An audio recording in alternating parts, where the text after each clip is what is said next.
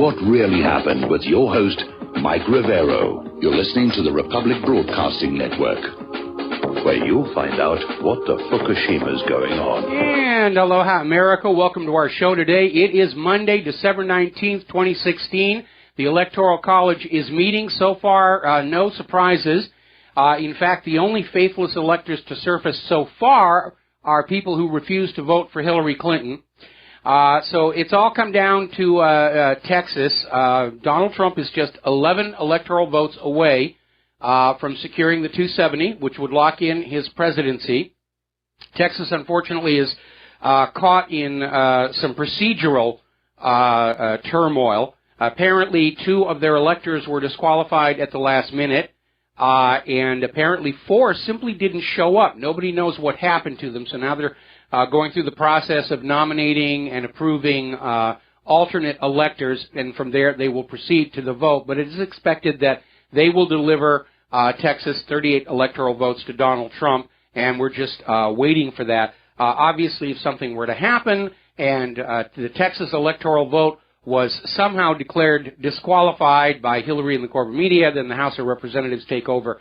But the last time I looked at the live video feed coming from the Texas legislature, they're just going through the motions, but it doesn't look like there's going to be any surprises here. All right, there's a lot of other stuff going on in the world. The phone lines are open, 800-313-9443. Mike is in our control room ready to answer the phone when you call on in. Big news is over in Ankara at an art gallery during an exhibition of art photos. The Russian ambassador to Turkey was shot in a gun attack. And the assassin shot him down and then just went on a rant, Allah Akbar, or Aloha Snack Bar, or, ISIS is good, whatever, blah, blah, blah, blah, blah. And it came on out that this gentleman had all the necessary credentials to walk into what was a secure location, because it's turned out, despite early reports that he was from ISIS and everything, it turns out the assassin is a member of Turkey's Special Forces Police. And so this is already feeling like some kind of a false flag to start a war between Russia and Turkey, and it's already falling flat.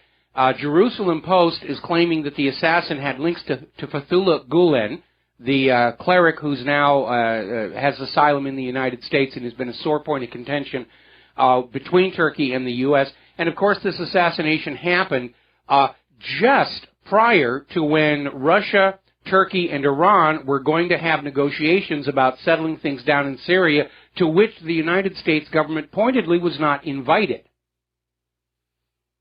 Now, a top ally of Putin, Senator Franz Klintsevich, who's deputy chairman of the Russian Upper Chamber's Defense and Security Committee, says this was obviously a planned action organized by the secret services of a NATO member nation. And they're saying it's an act of terror, obviously, and it will have absolutely no effect on the three-way negotiations between Turkey, Russia, and Syria. They're going to move on ahead. So if that was the motive behind this false flag assassination attempt, it's failed utterly. But we all need to be paying attention to what's going on here, because we're basically in Archduke Ferdinand territory right now. And clearly with Donald Trump on his way to being validated once more as the new president, the war hawks are trying to find some way they can get a war going, which leads us to this terrible incident that just happened up at a Christmas market in Berlin. Now, Germany is famous for having these open-air markets at Christmas time. I got to experience them in Munich back in the 1980s. And up in Berlin, a truck ran in to the Christmas market in Berlin, crushing a bunch of booths. 50 people hurt, 9 reported dead. The police are saying, yes, this was, in fact, a terror attack. And we don't know who they're going to blame it on. But remember, German authorities are under orders from Angela Merkel not to mention any Islamic terrorists or refugees or Muslims, if that's, in fact, who did it. So what are they going to do? It was a terror attack. We can't tell you who did it. Now, getting on to the Electoral College vote, as I mentioned before, there are no surprises. The only faithless electors have turned out to be against Hillary. And apparently there was in Minnesota refused to vote for Hillary Clinton, wanted to vote for Bernie Sanders instead. Apparently up in Washington State, 4 out of their 12 electors refused to vote for Hillary, even though Hillary took that state. Now, over in Wisconsin, a lot of these electoral meetings are being live streamed because of the concern and attention focused on them. And when the Wisconsin electors certified for Donald Trump, apparently there were a lot of Hillary supporters and liberal losers that had gotten into the galleries there, and they started screaming and crying, and it's amazing here. And there was a huge protest outside the Texas state capitol aimed at their electors. And what was amazing, Joe Biggs tweeted out that all these protesters were shouting, USA, USA, USA, USA. Not one of them actually had an American flag.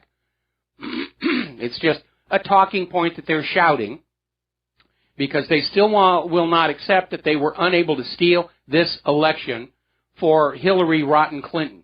We're going to do a shout-out now to our on-air affiliates who are just now rejoining our network. We're talking about the turmoil in the Electoral College. So far, it's all going the way historically, traditionally it would. The faithless electors all seem to be coming out against Hillary.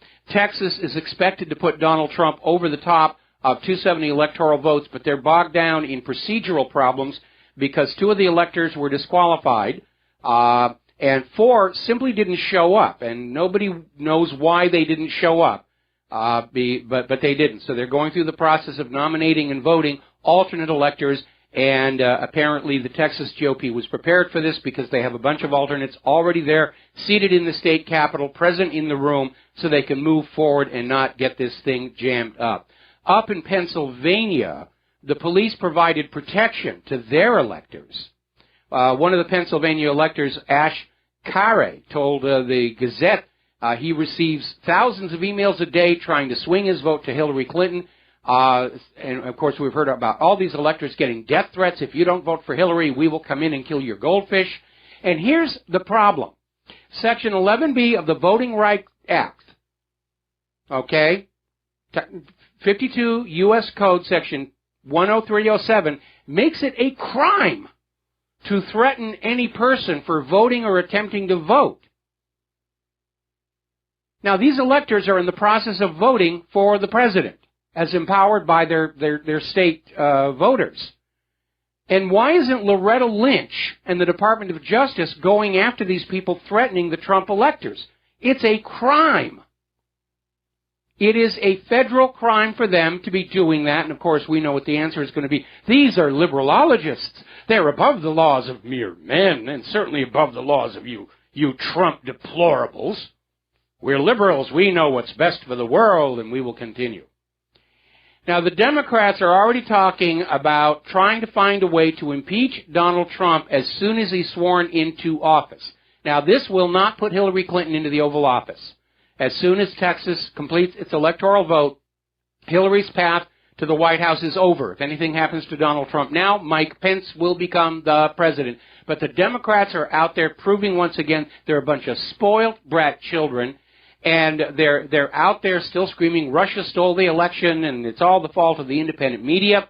And apparently Elizabeth Warren has announced that she and fellow senators are going to introduce legislation to impeach Trump immediately on his taking office.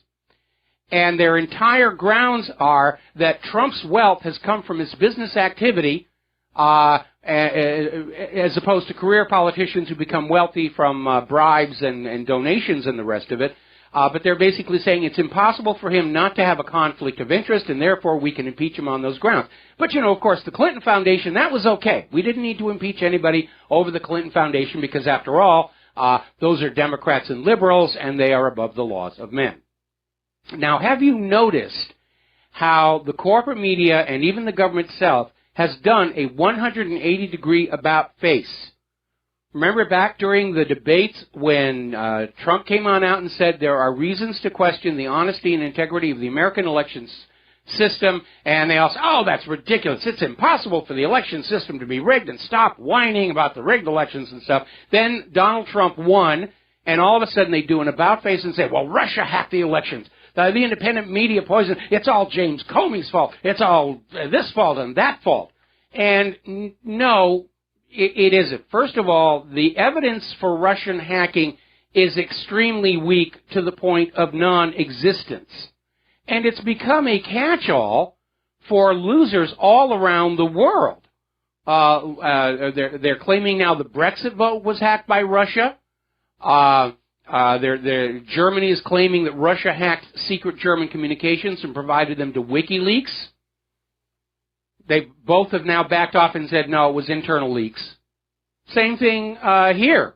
Russia hacked the DNC emails. No, that was an internal leak. Remember when the NSA hacking tools were revealed? The media said, oh, it's the Russian hackers. They're stealing all this. And then it turned out it was another leak by an insider who got arrested for it. So they've cried Russian wolf way too many times for anybody to be listening to them.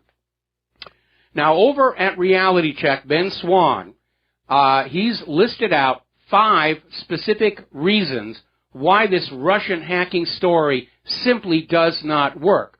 First and foremost, because Julian Assange says it was an internal leak. The former UK ambassador, who apparently was part of the conduit, says it's an internal leak. There is no proof whatsoever. When the emails were first leaked, the DNC said there's absolutely no evidence our servers are under attack. Now, of course, Donna Brazil is saying exactly the opposite. Russia's hacking our servers every single day. Oh, absolutely. They didn't stop when Obama said they stopped. But you have to go back and look at how the House Intelligence Committee asked the CIA to come on in and share with them the evidence they had Russia was hacking the DNC emails or the elections, and the CIA refused. The CIA just refused. That's tantamount to saying we don't have any evidence whatsoever.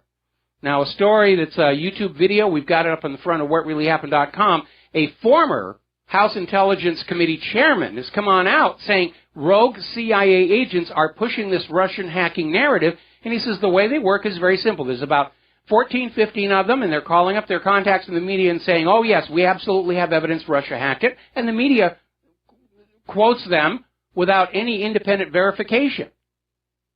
It's like how they rounded up all the people that claimed that humans were warming the planet and snow was a thing of the past.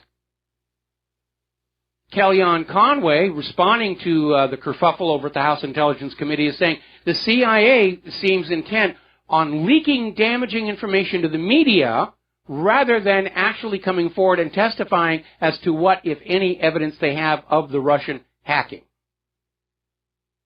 So it is completely out of control. Now, William Binney, who was an NSA whistleblower long before Edward Snowden, has come on out and said if Russia was trying to hack anything in the United States, the NSA would know it because all the fiber communications are compromised, which we already knew. He says the fact that these DNC emails came on out and took everybody by surprise shows they were transmitted by flash drive, not by the Internet, and that, too, supports that it was an internal leak rather than Russian hacking. Now, of course, a lot of people are looking at Seth Rich as possibly having been the leaker. He was certainly in a position to have access to the information. He was very discouraged and disappointed with the DNC's rigging of the primaries to steal the nomination from Bernie Sanders. And a lot of people were looking at the strange way he died, where he was shot and killed near his home. The official story is he died during a robbery, except that he still had his wallet, his watch, and his cell phone. So he wasn't actually robbed. He was simply gunned down in the streets. It also turns out now Seth Rich was scheduled to testify to the Clinton investigation regarding that email server. So he was a witness there. We had about 5 people, all died strangely. They were all going to be witnesses in the investigations into the Clinton corruption here. Now, over in Wisconsin, the recount there found the same evidence for fraud that was found in Michigan, that there are issues with the machine count votes. And they swept it under the rug at the time, but now pressure is being brought to bear saying this has to be done. This has to be taken care of right now. And with all this talk about Russia hacking, have you noticed there isn't a word about anybody going back and verifying whether the presidential election was honest or not? Because they know what they'll find. They'll find in every state what was already documented in Michigan, massive election fraud favoring Hillary Clinton. So what's going on right now is the CIA is playing their regime change game again. They've been doing it in all sorts of foreign countries since the end of World War II. And now they're trying to do it here, trying to find some way to prevent Donald Trump from going into that White House and putting in somebody of their choosing, maybe Hillary, maybe somebody else, and they're risking a civil war by doing it because every American knows that's what they're doing. And as far as the liberals and the Democrats are going on, the reason for their panic is obvious. They don't have the White House. They don't have control of the Senate. They don't have control of the House. No judiciary. They only have control of 1/3 of the state legislatures. This election was a disaster for them. And it wasn't the fault of Vladimir Putin. It wasn't the fault of James Comey. It was the Clintons' long history of crimes and corruptions that the corporate media still will not touch. And they're starting to turn on each other. Clinton advisors are now pointing their fingers at Huma Abedin and the tight inner circle of Hillary Clinton, saying that they simply reinforced the bad habits. They didn't adapt to the changing realities. So all we need is for one of them to defect and go public, and that will start to unravel things. The Hillary Clinton campaign is also faulting Obama's White House, saying he did not respond strongly enough to suspected Russian election hacks. I guess Hillary thinks he should have nuked Moscow. But again, there's no evidence for it, and we certainly can't take the word of the government and the corporate media that lied to us about Saddam's nuclear weapons about Russian hacking. Well, they're thrashing around looking for excuses. Bill Clinton is now out there saying Hillary Clinton lost because of those blanking white males. It's all the fault of those white males. Still avoiding Hillary's list of crimes as the real reason for her defeat. They're angry. We weren't supposed to know that stuff. The peasants have revolted. They got too smart. They got too informed. They weren't supposed to do that. Obama, in his turn, is now pointing the finger of blame at the corporate media, saying she wasn't treated fairly during the election.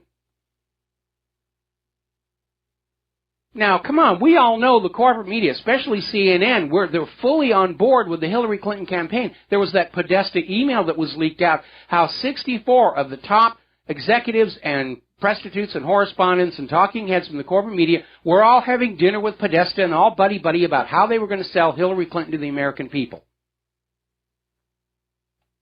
And I guess Obama is thinking they didn't work hard enough. They weren't biased enough.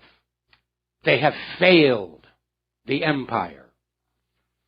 There's a new WikiLeaks out. This is being reported over at Agenda21Radio.news, where apparently the latest WikiLeaks are showing 6 Republicans who took secret payments from Clinton to help destroy Donald Trump. Which tells you once again there really isn't that much difference between the Republicans and the Democrats. They're all just a bunch of corrupt losers. Story coming out of Investment Watch blog. The real reason why Hillary Clinton's classified emails were never released, apparently what is in them is so bad it would discredit the entire government. And I think it was that Hillary was selling secrets to foreign governments through that weak email server and collecting and laundering the payments through that so-called charitable foundation. We got to take a break for commercials, and we'll be right back. Hi, America. Welcome back to the show here. And the fact of the matter is, there is actual hard evidence of hacking into the voting system of the United States, of the various states. And the corporate media isn't touching it. Why? Because it didn't come from Russia. Georgia, Kentucky, and West Virginia have all confirmed attempts at intrusion by the Department of Homeland Security going all the way back to the primaries. So I'm sure Hillary's going to say, well, Vladimir Putin, he broke into the Department of Homeland Security so he could use their computer and all this other stuff. I mean, just, it really is ridiculous here. Now, apparently 4 more states are now investigating that they may have also been hacked by the Department of Homeland Security. So, getting kind of ugly here. Now, Donald Trump has announced that he is keeping his private security detail right alongside the Secret Service. I think that's a very good thing for him to do. Donald Trump is going into the White House angering as much of the entrenched oligarchical establishment as John F. Kennedy did.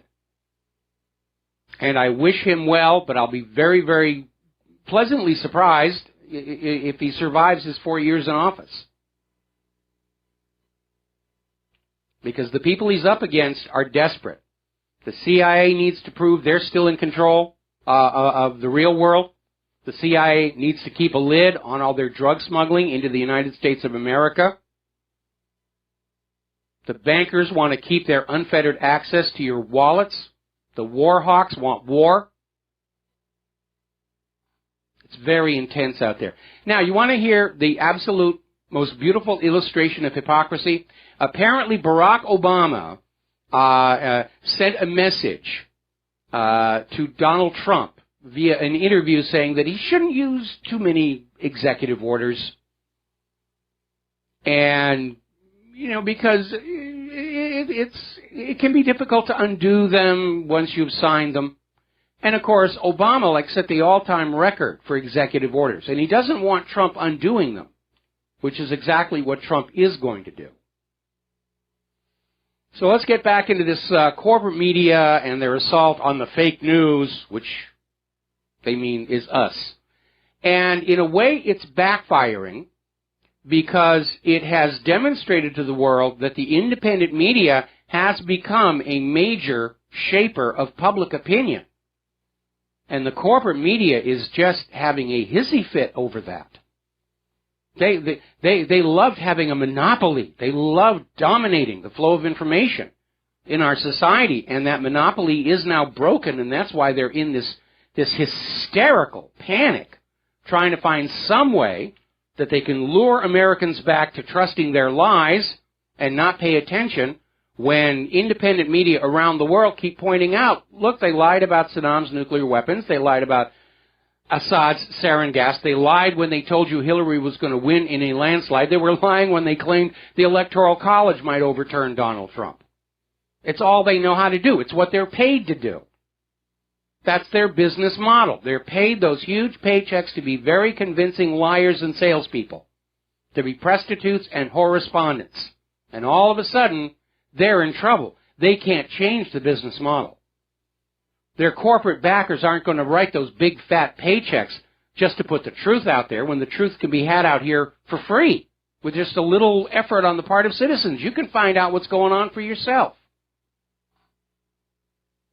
But the reality is people are now awake and they're looking back at all the times the government and the corporate media lied to us all to start wars. Torpedoes in the Gulf of Tonkin, Spanish mine in Havana Harbor, Lusitania not carrying weapons, Pearl Harbor was a surprise.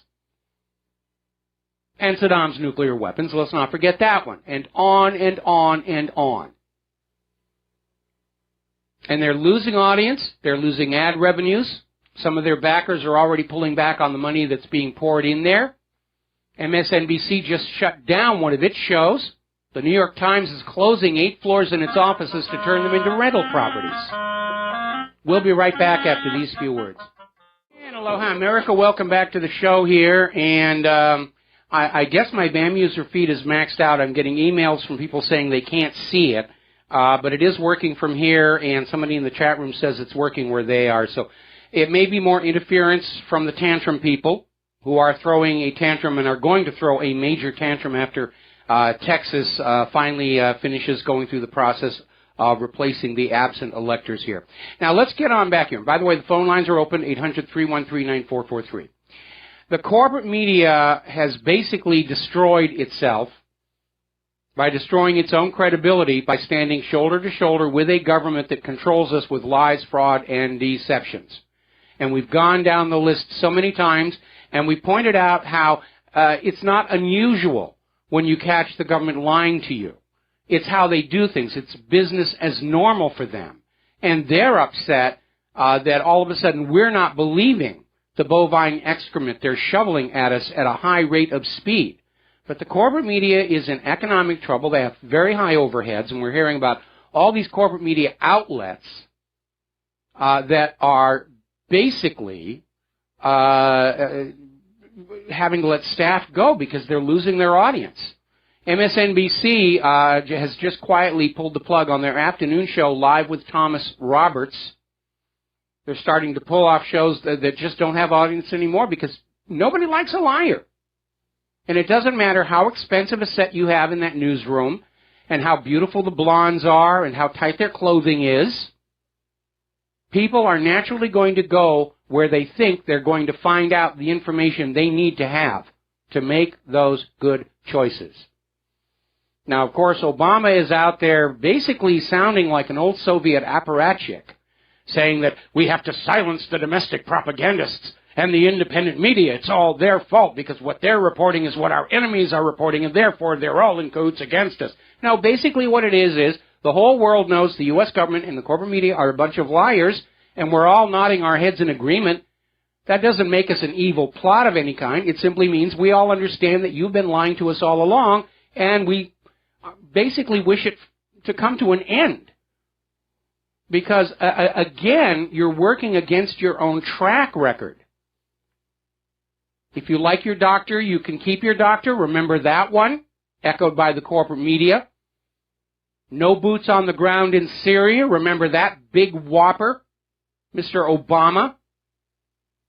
Remember when you tried to claim that chemical weapons in Syria were being used by Assad, and even the United Nations came out and said, no, it's the U.S.-backed rebels.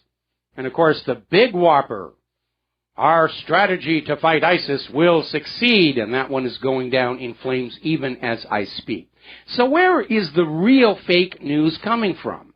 And in order to understand that, you need to remember, back in 2013, Congress passed a law, the National Defense Authorization Act, which included an amendment that said it's now legal for the U.S. government to use propaganda on you through the corporate media to influence your opinion. In other words, you're not allowed to make up your own mind anymore. We, the government, will make it up for you. And if you are a loyal American, you will believe the bovine excrement we are shoveling at you, no matter how badly it smells and how ridiculous it all sounds. All right, let's go ahead and take a phone call. Dustin in New Jersey, aloha. Welcome to the show. What's on your mind? Yeah, hi, Mike. I don't know if you, I know you talked about the truck in Berlin or / lorry. That had supposedly plates from Poland, there would be your open borders, Angela Merkel, Francois Hollande, Obama, Clinton. Yeah, that could very well be. But again, German media is under orders from the German government. If one of the refugees does something, no matter how bad it is, they're not allowed to identify that it's one of the refugees. And so we may see this. They may either concoct some completely out of the blue story about this, or simply say it was a terror attack, we don't know by who, or we can't say by who. Well, they said that the owner, his cousin or something, was supposed to drive the truck and it got hijacked. That's the going story right now. Okay, that would make a lot of sense. That would make a lot of sense. But I don't believe in coincidences, Mike, and what the chance of the Russian ambassador to Turkey getting shot 5 times in the back the same day this happens? There's another agenda going on. So these people have longer arms than Stretch Armstrong. They're not going to stop. It's all some kind of effort. Okay, well, I think the agenda in Ankara was to prevent this coming three-way negotiation between Turkey, Russia, and Iran as to how to resolve the Syria situation, to which the United States pointedly was not invited. And this is the U.S. Attempt to try and split Turkey and Russia, because Turkey's been pivoting toward Russia ever since that botched attempt at a coup d'etat by the U.S. And so this is their way to try and do that. But apparently everybody is seeing through it, and the Russians are already saying it's an act of terror. We grieve for the loss of our ambassador, but we're moving ahead with the meeting. Now, as far as what happened in Berlin, we don't know yet. I mean, I haven't been paying as much attention to that because of what's going on in the Electoral College and what was going on in Ankara. But a question I would like to know, and maybe you have the answer: did they capture the driver alive, or is the driver also conveniently dead? They said they captured the driver, but at first they said that they're looking for him because he wasn't in the cab. There was two people supposedly in the cab. There's always two people, but there was only one, and he supposedly got away, but they caught him at a zoo. Okay, so I don't know. All right, so we'll find out what's going to be happening there. It could very easily be one of these out-of-control refugees. They have been lured away from their homes to Europe with promises of all kind of free stuff, and they haven't been getting it, and they're acting out their rage and their frustration. And this could be legitimately an after effect of this attempt to blur all the world's populations together. But coming as it may just be a coincidence that it happened at the same time as the assassination. There's obviously a motive for the assassination. Coupling it with a truck running into people in Berlin, I'm not sure, unless Berlin was an attempt to distract us from what was going on with the ambassador's assassination, which could very well be what's happening there. Anything else? Yeah, because that truck, like that represents closing the borders. That incident, you know what I mean? Yes. That's one thing I wouldn't understand why it would have something to kind of just seems odd. I'm like that. The linkage to maybe the shooter in Turkey to the Gulen school, who's in Pennsylvania, who's linked to CIA, Hillary Clinton. People need to look at how much money this school makes. You know, this is like a front. Oh, they're very well funded. Muslim Brotherhood. Is that tied to the Muslim Brotherhood, though? Mm-hmm.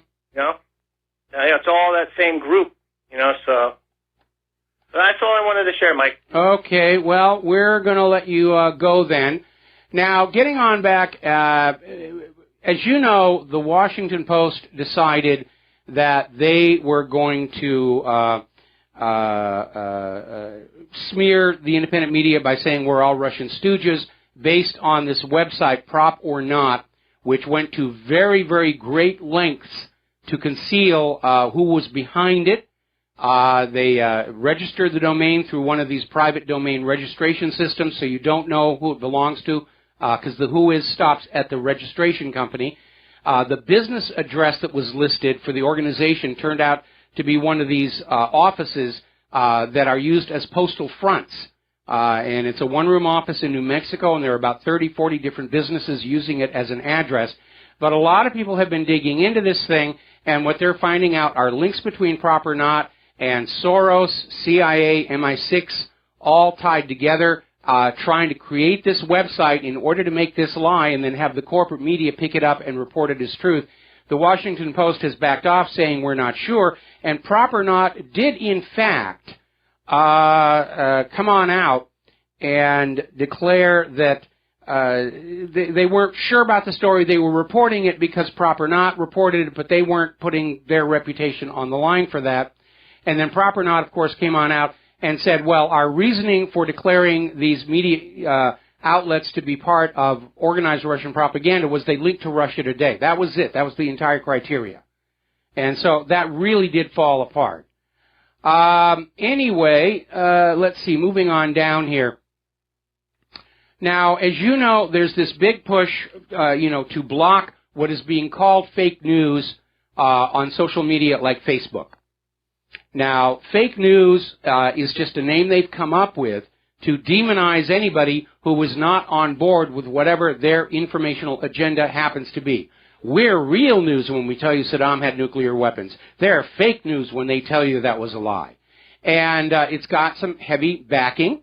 And as you know, Facebook has announced they're going to have these independent third-party individuals doing the fact-checking on the news, all of which are known liberal, highly biased online filtering systems. What's going to happen, and indeed it's already happening, is that the people are going to stop using Facebook, and they're going to start signing on to these new startup social medias, which are taking off, huge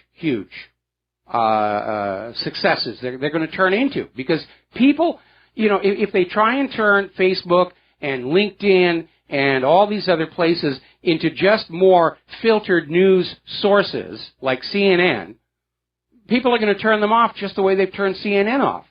It isn't how it's delivered. It isn't who is delivering. It's the content. Are we getting all the facts unfiltered? And if you're not, they're going to go someplace else. That's what's going to happen. They're going to wreck Facebook by doing this.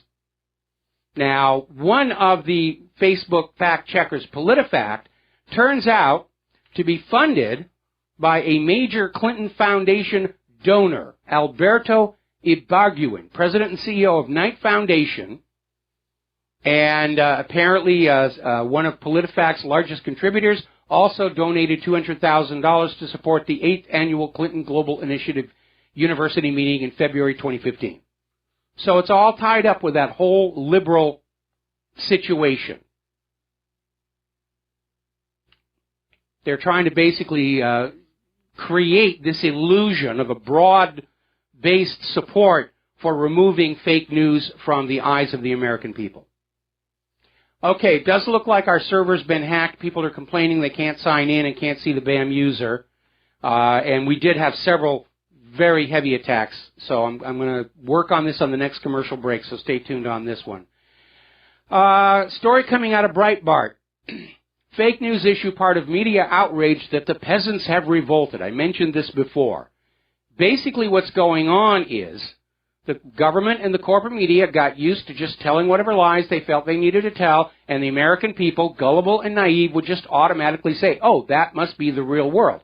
Well, now the American people are realizing that they live in a real-life version of the Matrix, just constantly surrounded by illusion, and they're waking up. They're taking the red pill, to take that metaphor.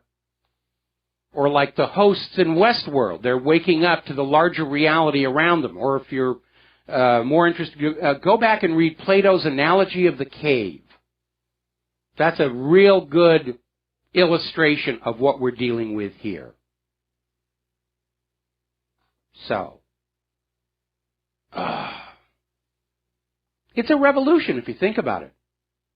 We are seeing already the revolution. It is, thankfully, a virtual revolution. It's taking place in cyberspace.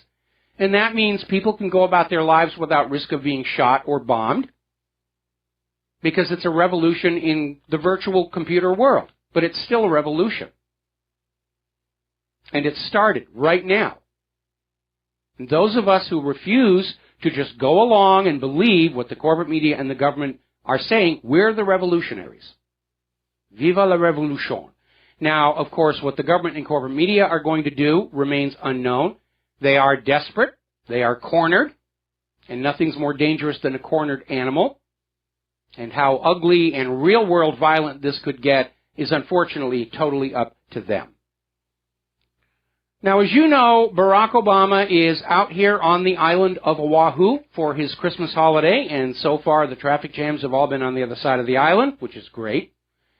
And by the time that the Obamas leave our island in 3 weeks, the total for all of the Obama vacations at taxpayer expense will be over $100 million. Now, there is supposed to be a rule that the government and the taxpayer pay for all expenses related to official business. If you're the president in the White House and you're having a dinner with delegates and ambassadors and everything, the taxpayers cover that. If you're the president in the White House and you're up in the residence eating a pizza, you pay for that pizza personally. A lot of presidents don't like that, but that's the way the rules are set up. So why did Obama get to use Air Force One and everything else for a personal vacation? I understand security, but he didn't need to bring the big plane. There are smaller planes, more cost-effective planes. Richard Nixon, among his many other crimes, was he established what was called the imperial presidency. And we still have it, and I think it needs to go away when presidents take that much advantage of the situation for fun. It is a little out of control. I'm actually glad that Trump canceled the new Air Force One. I know that Boeing stock took a hit, and I know that Boeing workers are going to feel the pain on that one. But it really is more jet than a world leader needs, if you think about it. It's supposed to be a statement. We have the biggest plane, therefore we are the mightiest nation. We are the richest nation. In point of fact, we're number 9. In terms of per capita gross domestic product, we're the 9th richest nation on earth. Qatar is the richest. Their per capita gross domestic product is more than twice that of the American people. Just something for you to think about on that issue of are we a great nation or not anymore. All right, let's take George in Texas. And George, I'm probably going to have to take you through the commercial break. What's on your mind? How you doing, Mike? How you doing, Mike? Doing great. Hello? Yes, you're on the air. You know the thing is, Southeast Texas, boy, we got a cold blast coming through. And you know the thing is, it's more like, I'm just saying, we ought to blame the Russians for sending an Arctic blast.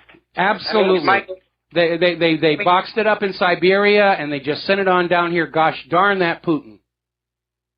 he hacked the weather. And yes. Those Hillary supporters that they're hoping to flip the electoral college vote, hate to say it, but butt hurt is not covered by Obamacare. So. Yeah, you're absolutely right. Well, actually, not much is covered by Obamacare. That's a big problem there.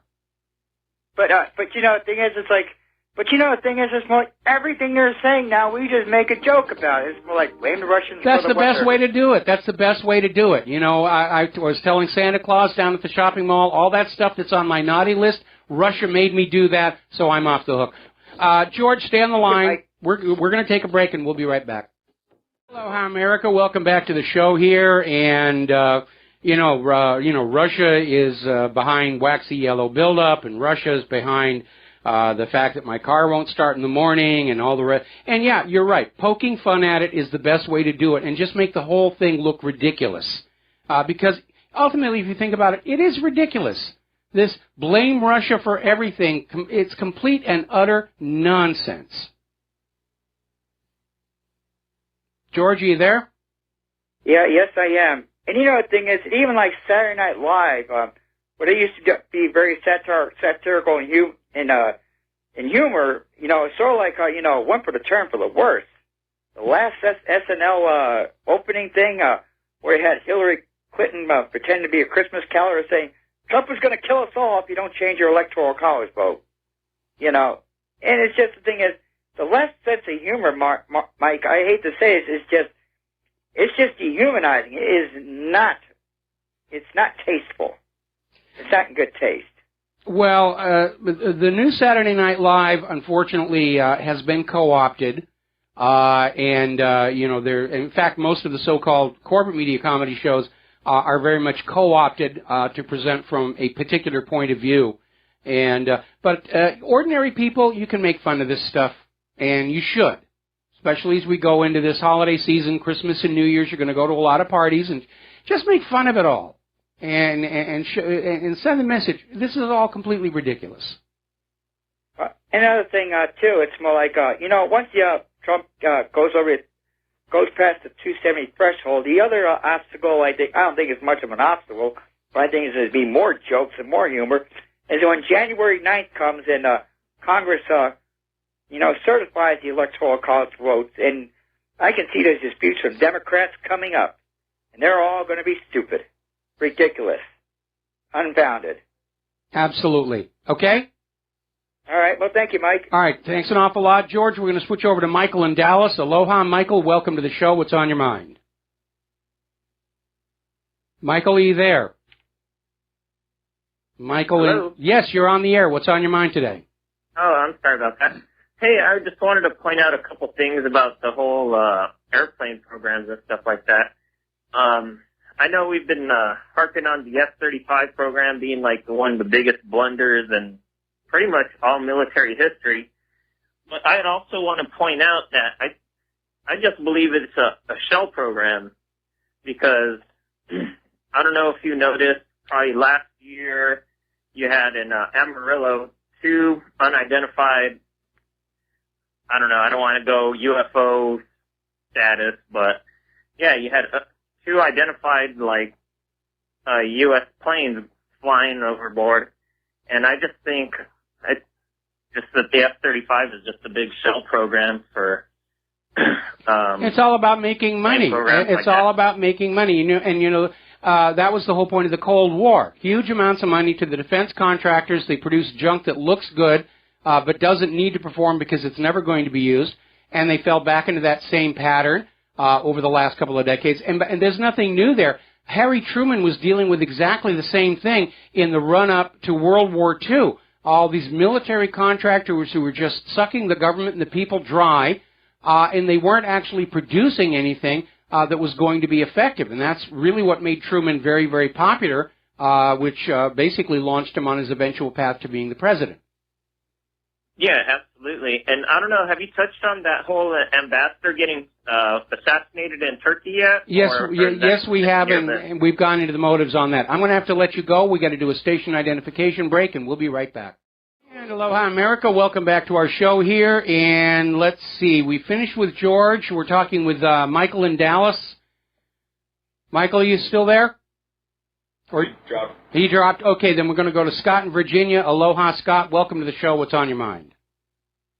Aloha, Mike. I was just wondering, with the WikiLeaks emails about Hillary Clinton's emails between her advisors. Yes. I haven't seen one where they're talking about their strategy on combating global warming, helping the poor, helping people who don't have health insurance, who fall through the cracks, or Obamacare is being done. I don't see any emails about helping people. Yeah, and Obama tells us that those emails are business as usual and we shouldn't be upset by what's in them. But it does reveal what's going on. It's all about grabbing power and grabbing money, and to heck with the people. Once you've voted for us and we have your tax money and your children for wars, you're of no use to us. Why should we care? Well, I had a question for you. I've never been 100% sure about Julian Assange. What's your gut instinct about this guy? Is he for real, or what do you think? When WikiLeaks first surfaced, I had concerns because only a few months after he declared the domain, he was the darling of the corporate media. He had his picture on the front cover of Time and Newsweek, and he hadn't even leaked anything at that point.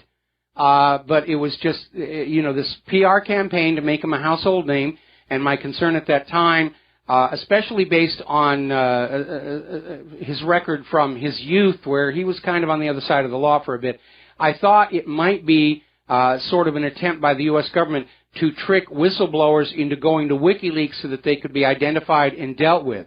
And maybe there was some of that going on. But certainly, more recently, Assange definitely comes across as having taken an adversarial position to the corruption that's going on in this country. And there is no question that the information that he has released has done a great deal of good in terms of educating the American people about the true nature of our political class. Do you think that Trump will do anything to help Assange, and do you think he would do anything to help Manning? I would like to see that happen. I would like to see Trump pardon Leonard Peltier and Mumia al-Jabbar as well.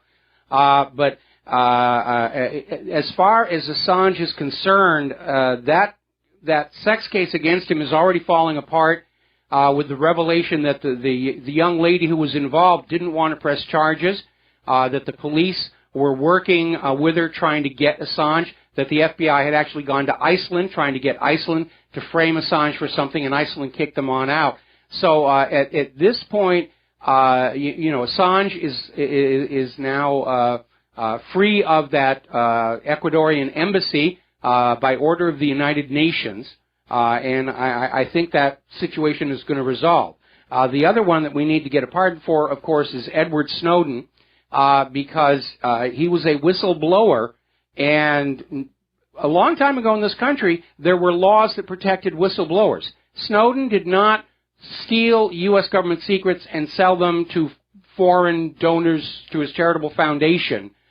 he blew the whistle on the fact that the U.S. government was in violation of the Constitution. And that was important information for all the American people to know and understand. And so this attempt to punish him by screaming espionage and the rest of it, that does need to be undone, and I certainly hope that Trump will consider doing that. Well, I hope so, too, because I find it very interesting that the Democrats have a problem with their emails being looked at, but they have no problem, but they really crucified Snowden for letting us know that the government was looking at all our emails. Well, I mean, that's part of that whole church of liberalology. We have to have privacy. We're important people. You can't know what we're doing, but you should not have any secrets from us. And again, it's the rise of that two-tiered society, which is anathema to what the United States is supposed to be. This nation was founded as a nation of laws that apply to everybody equally. We can't tolerate, we can't afford a two-tiered society where the rich elites are allowed to get away with everything and only the lower classes are tightly constrained. That's called feudalism, and I thought we'd kind of left that behind back in the Middle Ages.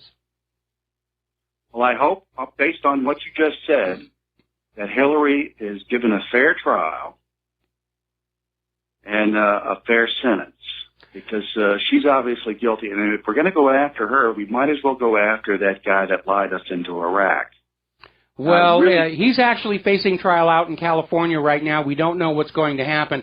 And the ugly reality is that if the full scale and scope of what the Clintons and Bushes have done were made public, it would delegitimize the entire government, and that would be a real mess for Donald Trump to have to deal with.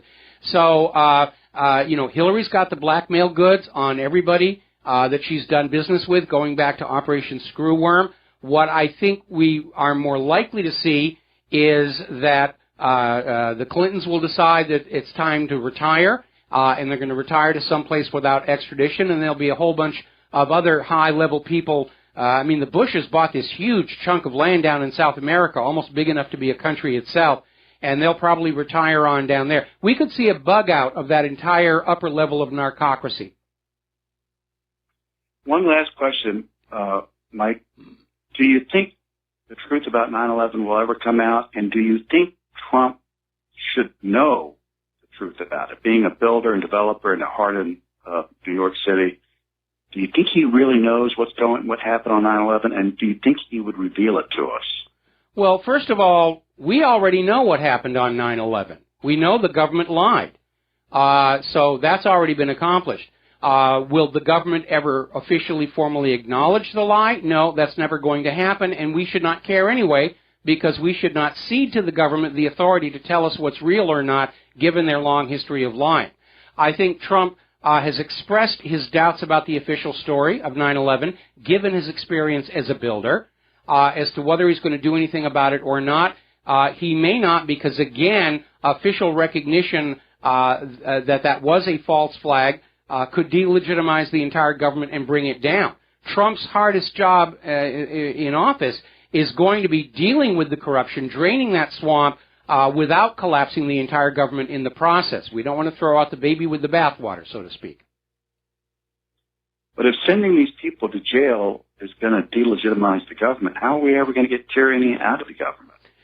Well, we get tyranny out of the government by slowly working our way back to a constitutional republic with democratic elections that are honest, fair, and transparent, so that we, the people, can regain control over the country. I agree with you. I would love to see these people in prison, and my sense of justice and honor says that we should see them all in prison, but I understand the political reality that on their way to prison, the Clintons can cause a great deal of damage to a lot of people around them. And that's one of the reasons why this establishment has been in such lockstep around the Clintons against Donald Trump, because they're all, to one extent or another, looking at fines, banishment from public office, or jail time.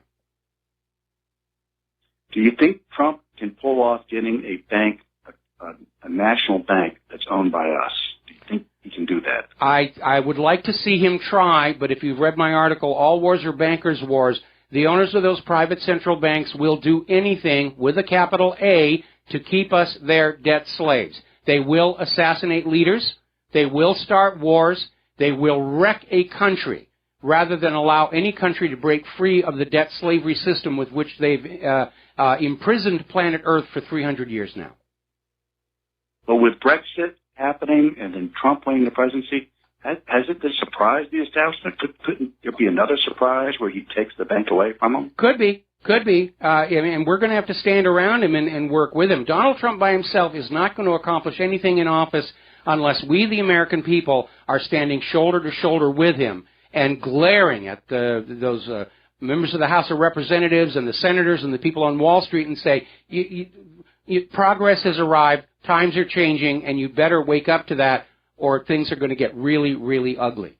So I'd like to see a lot of changes, but again, the hard part is how much can we change without wrecking the good parts of our society that still remain? That's a very, very, very difficult problem to have to solve. And I see where you're coming from, but that seems like a type of argument that might have been made before the revolution by a Tory, or someone saying, well, let's adopt some of these things, let's not wreck the whole system. And then you had the revolutionaries saying, listen, we've got to take chances, we've got to scrap this whole thing. Well, we're already having a revolution, as I mentioned before. It's a virtual revolution. It's online, which I think is preferable to revolution in the real world with all of the bloodshed and destruction of landscaping and harm to the tourism industry appertaining thereto. But, yeah, we need to recognize the revolution has already started, and it's happening here online. And so far, we are making headway towards changing the system, which is the point of a revolution, which is to change the system for the better. And revolutions can be peaceful, or they can be violent, as John Kennedy said. Right now, the revolution is peaceful. I'd like to see it stay that way. Well, thank you for your show. And if I could sum your show up in just one sentence is, you tell people not to believe everything they hear and see. I mean, it's pure and simple. And then do your own homework. That's basically it, yeah. You know, I'm not even asking you to trust me because I can make mistakes. I've been suckered by some of these fake news people that are put on out there. You need to be your own best analyst and your own best researcher. And I know you can all do it. Despite Common Core and mass media brainwashing, you're all smart people. You can figure out what's going on if you're willing to invest the time and effort to do that. Country. Thank you, Mike. All right, thank you very much. Here, we're going to do a quick shout-out to our on-air affiliates who are just now rejoining our network, and we're going to go to John in Barbados. Aloha. Welcome to the show. What's on your mind? Aloha, Michael. Yes. Well, I nearly fell off my chair a few callers ago when he explained that the butt-hurt liberals is not covered by Obama. Yeah, that was a good joke. I liked that one. That was brilliant. But more importantly now, it's being intimated that this guy, this special ops policeman who killed the Russian ambassador in Turkey is actually NATO, which says to me it's American. Well, I think the fact that the United States claimed they had a security incident at their embassy at the same time, I mean, that's a classic, oh, we're victims too, so don't suspect us of any wrongdoing, on our part. But the Russian government is already saying this was a planned operation by a NATO member nation. Jerusalem Post is reporting that the assassin was under investigation by Turkish authorities. Okay, I don't know what that was. Was under investigation by Turkish authorities for links to the cleric Gulen, and right there is your means for the CIA to go to Gulen and say, have your asset in Turkey's Special Forces Police, whack this guy in order to derail the meeting between Russia, Turkey, and Iran over what's going on in Syria. So that's means, motive, and opportunity right there. I'm looking at all this nonsense coming out of the mainstream media. It seems to be just exploding in well, it's so totally ridiculous. The idea that, Russia hacked the American election. I don't know how they managed it because none of the electronic equipment, neither the the counting, the vote machines or, I mean, the voting machines. Let's step back one step here. If Putin had the capacity to interfere in other nations' elections, Poroshenko would have lost the election that validated his imposition as a puppet ruler of Ukraine, and we wouldn't have had 8 years of Obama, would we? Well, it amazes me that people can imagine that the Russians are more stupid than the Americans, and they wouldn't be able to hide where all this information was coming from. Of course they would be able to hide it. They can do a false flag and blame Saudi Arabia or anybody else for it, just as the Americans can. It's nonsense. The whole thing is nonsense. It is absolute nonsense. Russia is stealing socks from my dryer kind of thing. And finally, this attack in Germany with the attack on the marketplace with a heavy goods vehicle. I'm hearing strange things that I'm not entirely believing what people are saying, but there's something strange about this attack that just doesn't ring true. And whenever I look at a situation, Michael, I think, put myself in the position of whoever's perpetrating it, would I really do that or would I do this? And if I would, if me in my head, I would never do that sort of thing. I would do it a different way. I just dismiss it because, use your common sense. People need to use the common sense. Look for what should be there and isn't, like you've been saying for years. Okay. The issue is a complicated one. They're basically they're actually using the big lie technique that Adolf Hitler warned everybody against in Mein Kampf. And by the way, that's another big lie you've been told.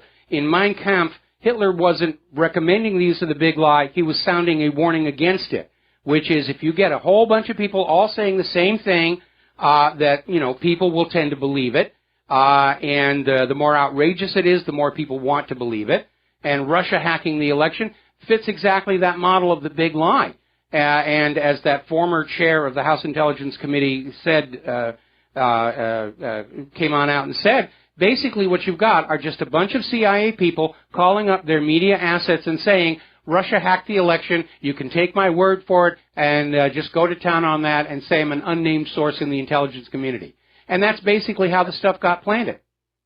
And finally, Michael, I want to hear you announce on live radio that Donald Trump has passed the 270 mark and is now officially the American president. Well, I'm keeping an eye on that, but they're still going through the procedural stuff down in Texas that was caused by the disqualification of two of the electors. I don't know whether one of them was that faithless elector, the guy with the Ashley Madison account, but apparently 4 electors failed to show up at the state capitol. That may have something to do with the fact that the snow is now down to the Texas Panhandle, and the highways and the roads are just all messed up down there. But they're still going through this procedural thing of selecting alternate electors, and at some point they'll move forward. But at this point, it's only a matter of time, and as soon as Texas does come in and pledge their 38 electoral votes to Donald Trump, I will be announcing it on the air. I'll be up on the roof with a bottle of scotch and a cigar, and all kinds of celebrations will then be forthcoming. Well, so the Texas board of electors, have been foiled by this global warming powder falling from the sky.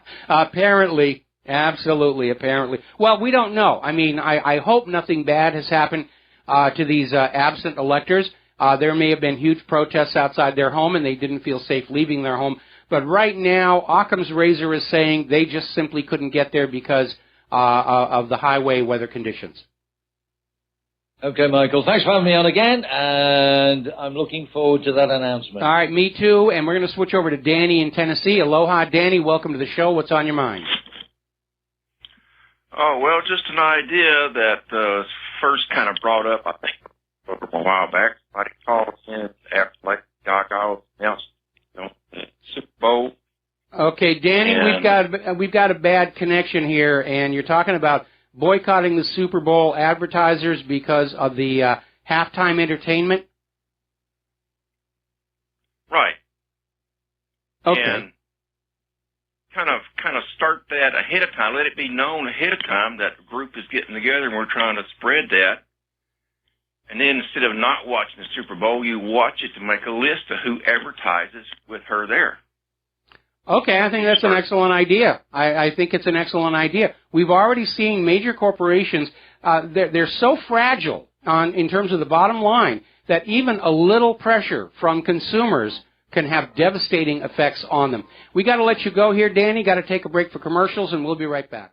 Aloha, America. Welcome back to our show here. And turning to the war zones, we see yet another illustration of the so-called real news, the corporate media, feeding us a long line of bovine excrement about what's going on in Syria. Now, the U.S. has been trying to overthrow Bashar al-Assad for going on 5 years now.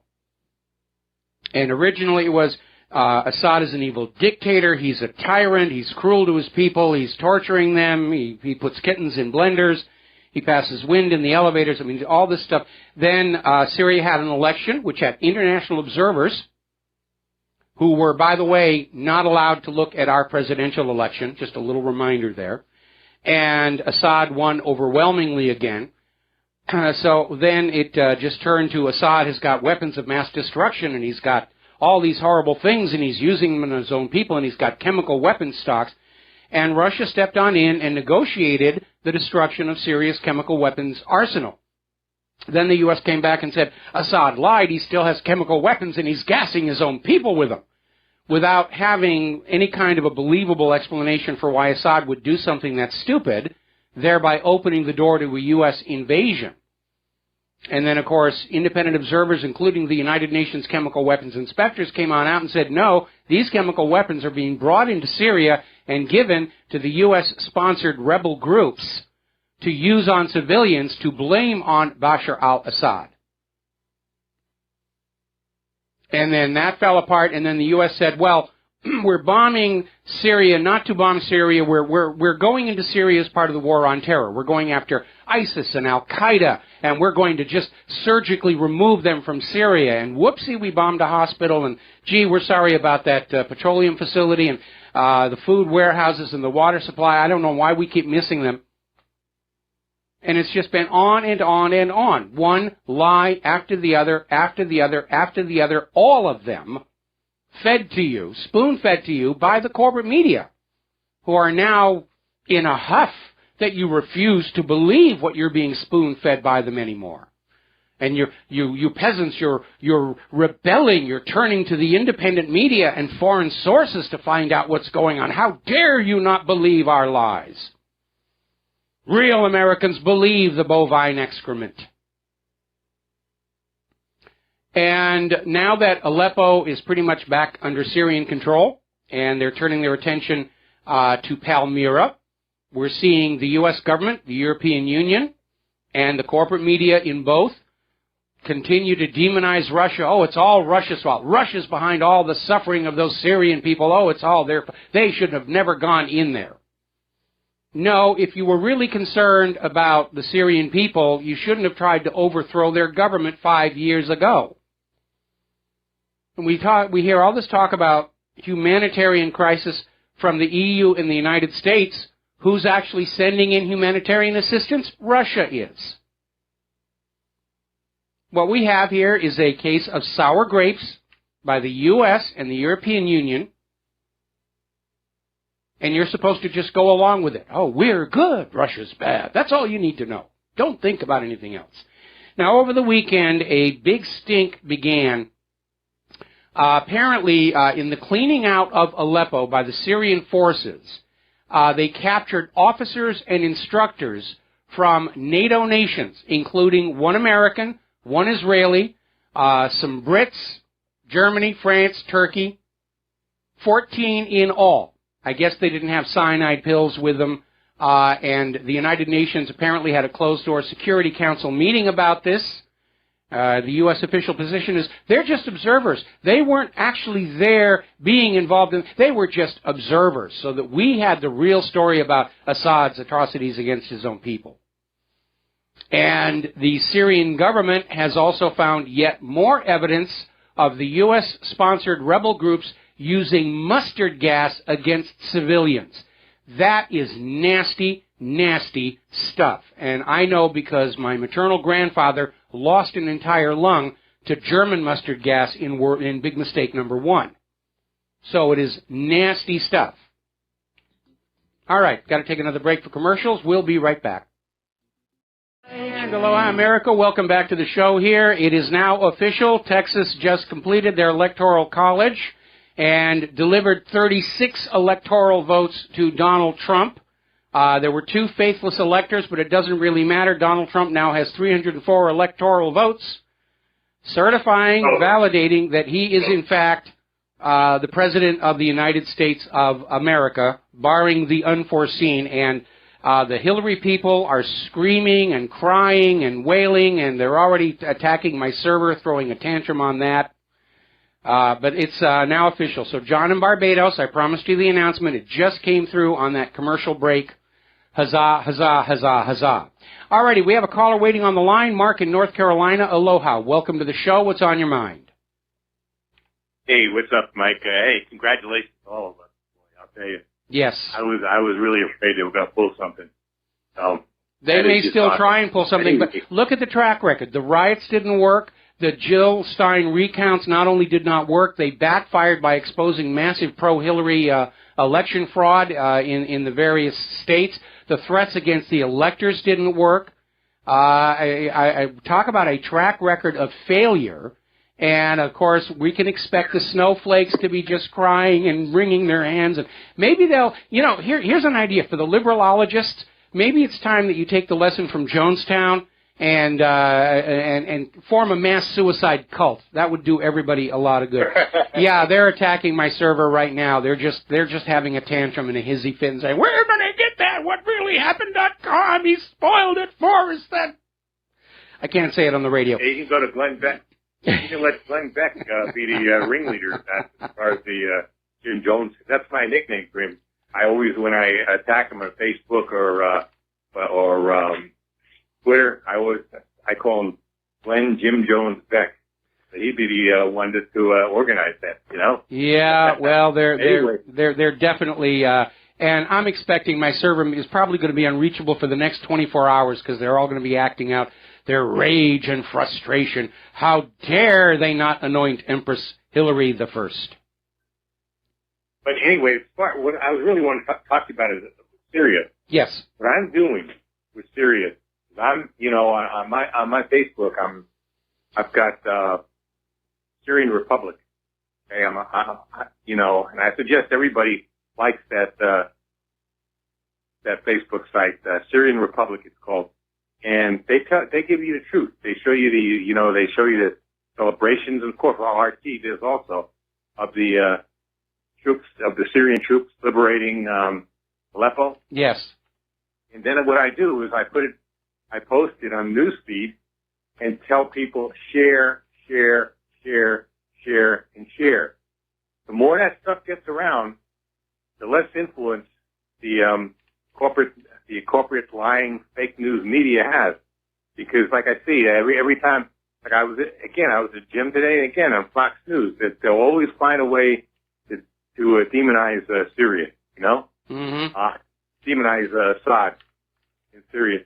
And even a lot of your fellow talk show hosts, I'm not talking about the independent media talk show hosts on the internet. I'm talking about the ones out, still, I guess you could say they're still the ones kind of right hand in hand with the rest of the media. Mm-hmm. Maybe a little bit further away, okay? But they're also they keep reminding you all the time, well, Assad is a bad guy. No, he's not. The only thing I kind of, when you say now that he may be passing wind in the elevator, that might lead something that could be called a chemical attack. That's probably exactly what they cited. Here's a dose of reality, okay? Everybody who aspires to be the leader of a nation, you don't want to trust them. I'm not saying Assad's a good guy, okay? I'm just saying he's not the villain our government portrays him to be in order to justify military action. And I don't think Assad is any better or worse than any other world leader. Some world leaders are better, like Putin. Unfortunately, because of the narcocracy, the United States has been cursed with 30 years of drug-corrupted leadership that has absolutely zero concern for ordinary people in this country. And, of course, above all of that is George Soros' push for the New World Order and the global government and the global private central bank. You know, I know you say, that he may not be the best guy in the world, but the thing is this. I look at what he's doing, and the courage the man shows. That he stays in his country, he stays with his people, and he makes no bones about, who the enemy is and all that. And he's basically an independent guy. I think he's right up there with Putin as a world leader, personally. Well, any world leader that is focused on their country first becomes a target of the New World Order. That's what happened with Muammar Gaddafi, where Gaddafi was running Libya for the benefit of the Libyan people and the Libyan nation, and the New World Order couldn't have that. His gold dinar was a threat to the West's paper dollar, paper currency. The fact that he'd thrown out the private central bank, that was the unforgivable sin. So that's where we are right now. This whole 300-year-old system of debt servitude is starting to crack and crumble and come apart. Okay, I got one question for you, though, Mike. I've been trying to research it and all.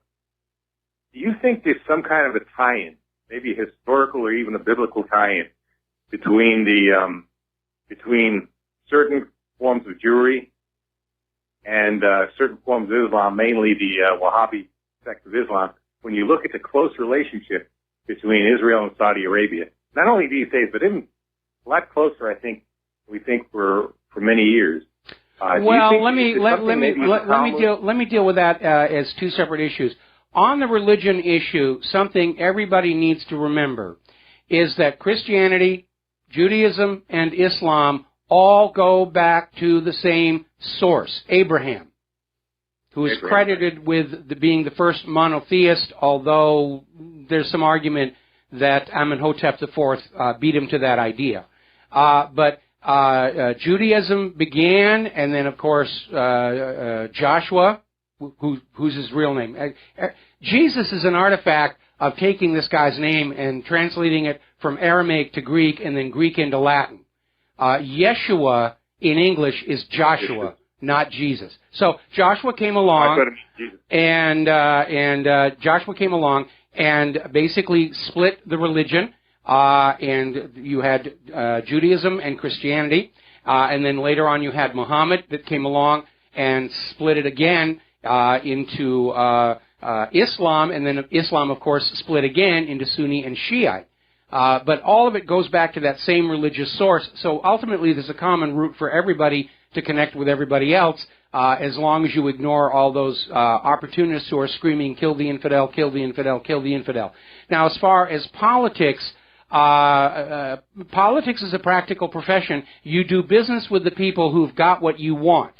Any discussions about philosophy or ideology or religion are put out there for consumption by the masses, but they're not really factors in terms of the internal political negotiations. In fact, that caller pointed out very correctly, all the emails leaked out from Podesta and Hillary were all about grabbing more power and wealth for themselves, nothing about how we're going to deal with human-caused global warming, how we're going to deal with poverty, how we're going to deal with joblessness.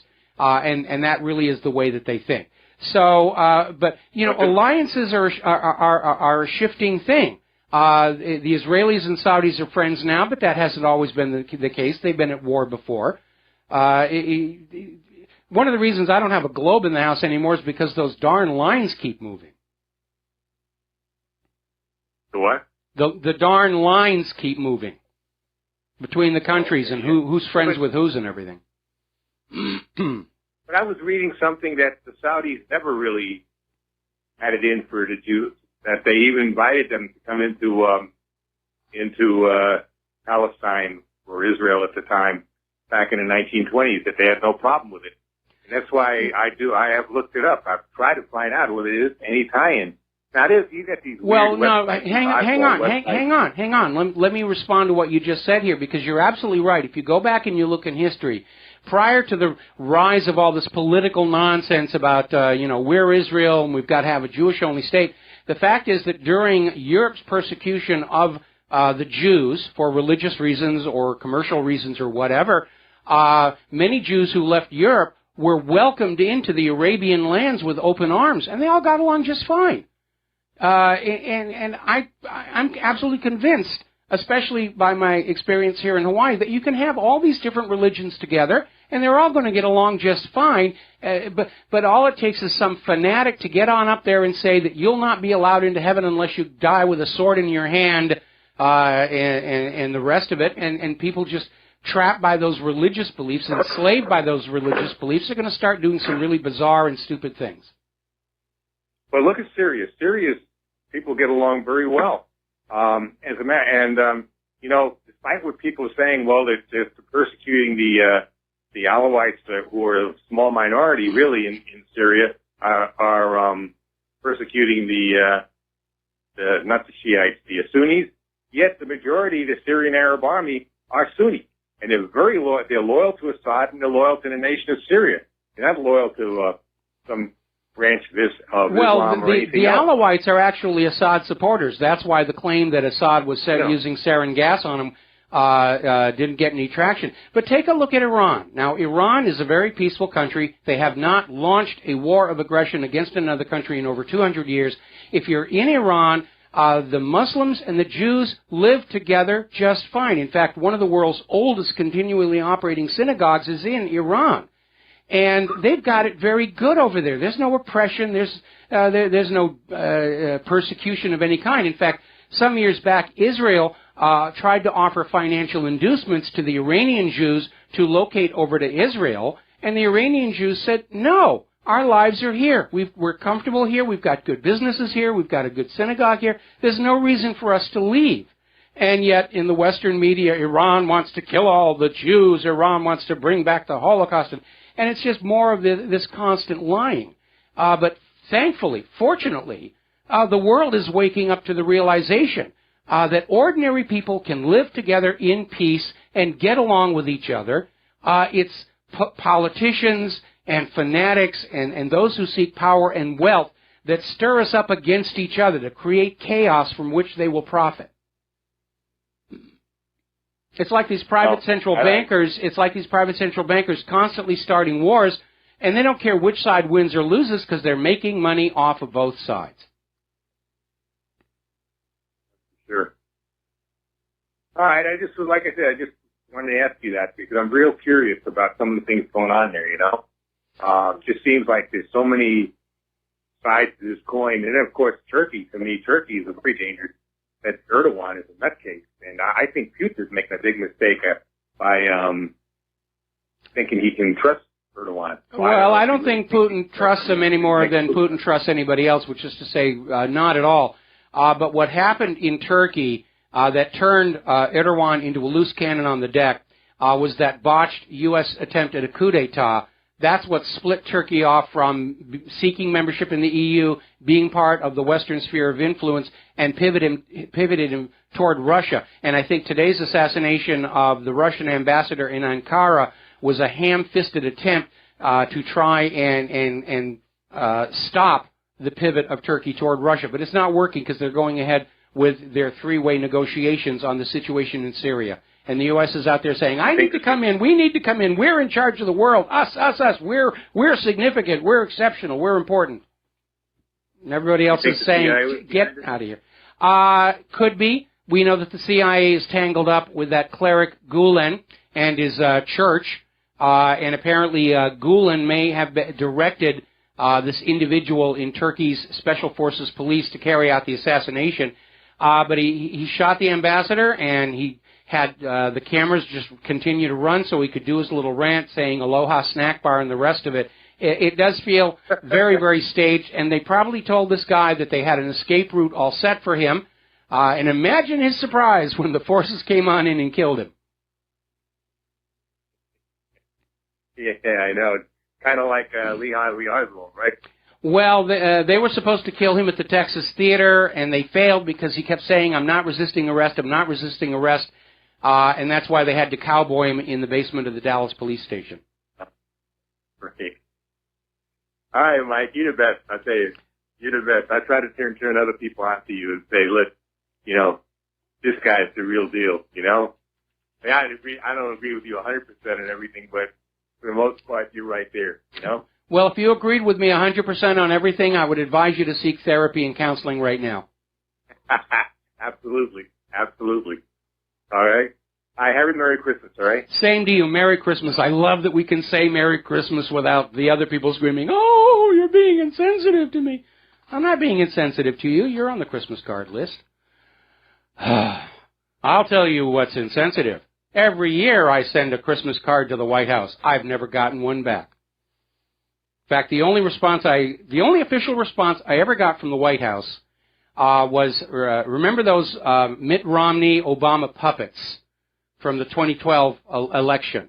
And I had them on the show here, and when it was all over, I couldn't bring myself to just throw them in the trash, so I boxed them up and I sent them to the White House, attention coordinator for the Obama Presidential Library. So it didn't go to Obama himself. And I got a very nice thank you letter from them, which I treasure. It's in the company history file.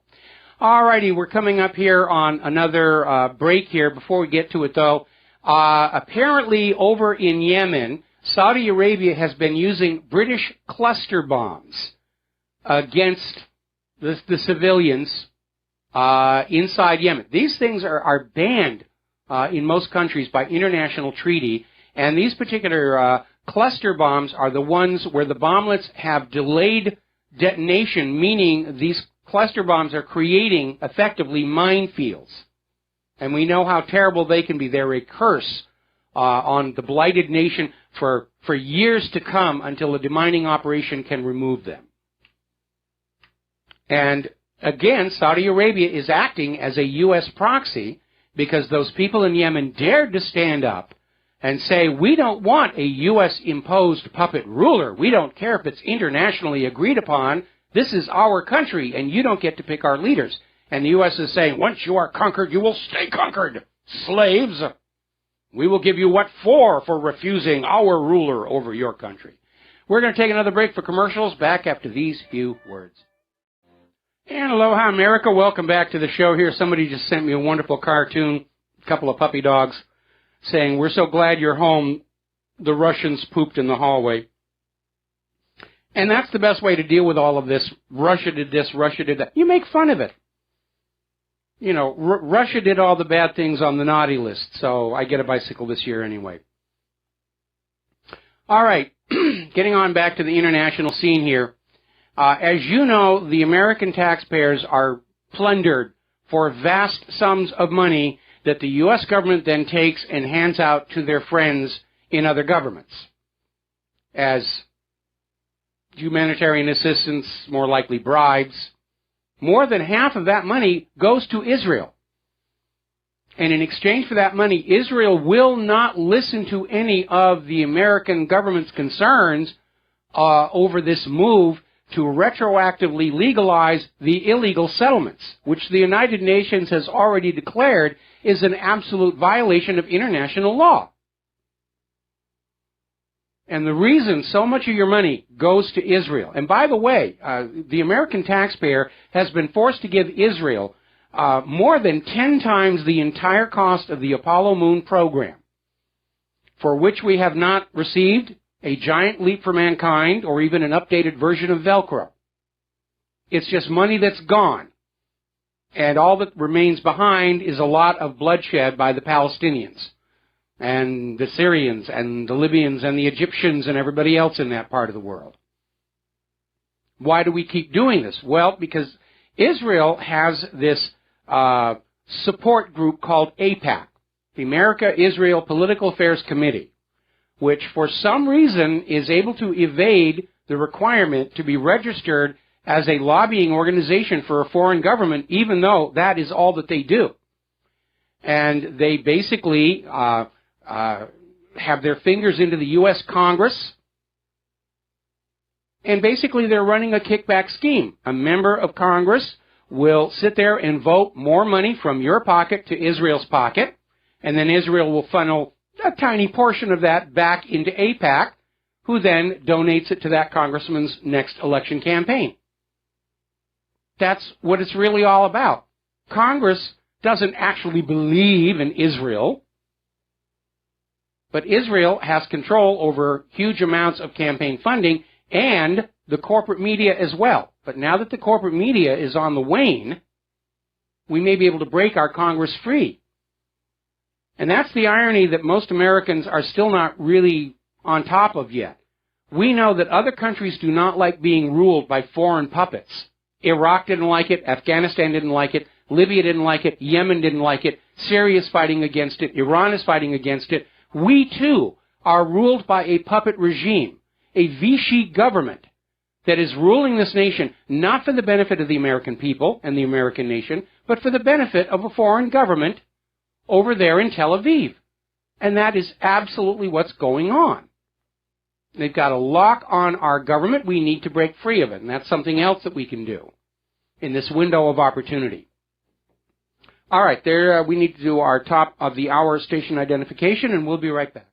And aloha, America. Welcome back to the show. And we're starting to see the corporate media finally grudgingly admit it's official. Donald Trump has surpassed the 270 electoral votes needed to be the next president of the United States of America.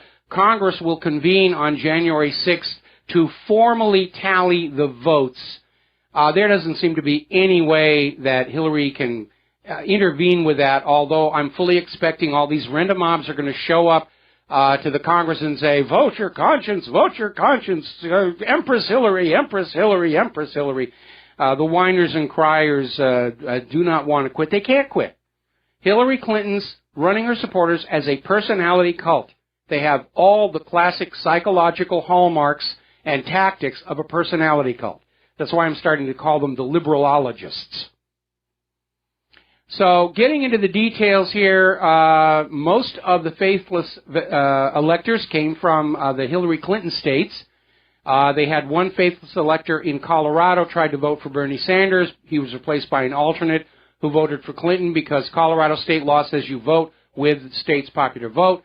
Over in Maine, a Democratic elector voted for Sanders instead of Clinton, was ruled out of order, and voted for Clinton on the second vote.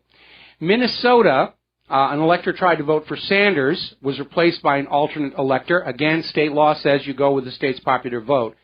Down in Texas, there were two faithless electors. One voted for John Kasich, and one voted for Ron Paul. I think Ron ought to feel very good about that. And basically, 4 of the state's electors broke ranks to vote against Clinton. 3 voted for Colin Powell, and 1 for Faith-Spotted Eagle. I didn't even get 1 vote. I'm crushed, absolutely crushed. Now then, getting on back to the war zones here. Let us turn our attention to Barack Obama, who has secured his place in history. His legacy is assured. He is the first Nobel Peace Prize winner to bomb 7 countries after winning the Nobel Peace Prize. That's an accomplishment. I think Barack should feel very proud of that. It should be on a plaque out there in front of the Obama Presidential Library. All right, let's turn to the economic news here. Ukraine has been forced to nationalize its largest bank, which holds 36% of all domestic deposits. And private bank, the Ukraine's largest lender, is saying that the reports that will be nationalized were attempts to create panic and destabilize the political situation in the country. Well, the political situation is already unstable in Ukraine. That usually happens when a puppet ruler is imposed by an outside power. And for whatever reason, the nationalization has now gone forward. Now, if you're in Italy or if you have money in an Italian bank, you want to listen to this next part. As you know, Italy went to some of these other lenders, the European Central Bank, IMF, World Bank, was turned down flat because they failed to have that referendum which would have consolidated power and enforced more austerity on the Italian people. So the world's oldest bank, Italy's third largest bank, Monte dei Paschi di Siena, is making a last-ditch emergency attempt to convince tens of thousands of ordinary savings account holders to help it escape state hands. In other words, they're talking about a voluntary bail-in by their savings account holders, or that bank will be nationalized. And again, all private central bank-based systems are pyramids. They will all eventually collapse because by design they create more debt than money with which to pay that debt. The trouble for our times, or the hope for our times, is globalism has linked all these private central banks together, and they're all pulling each other down, and we may soon have a once-in-many-lifetime opportunity, once-in-300-year opportunity, to stand up and say, no more private central banks. The public currency of a nation shall be handled as a public utility.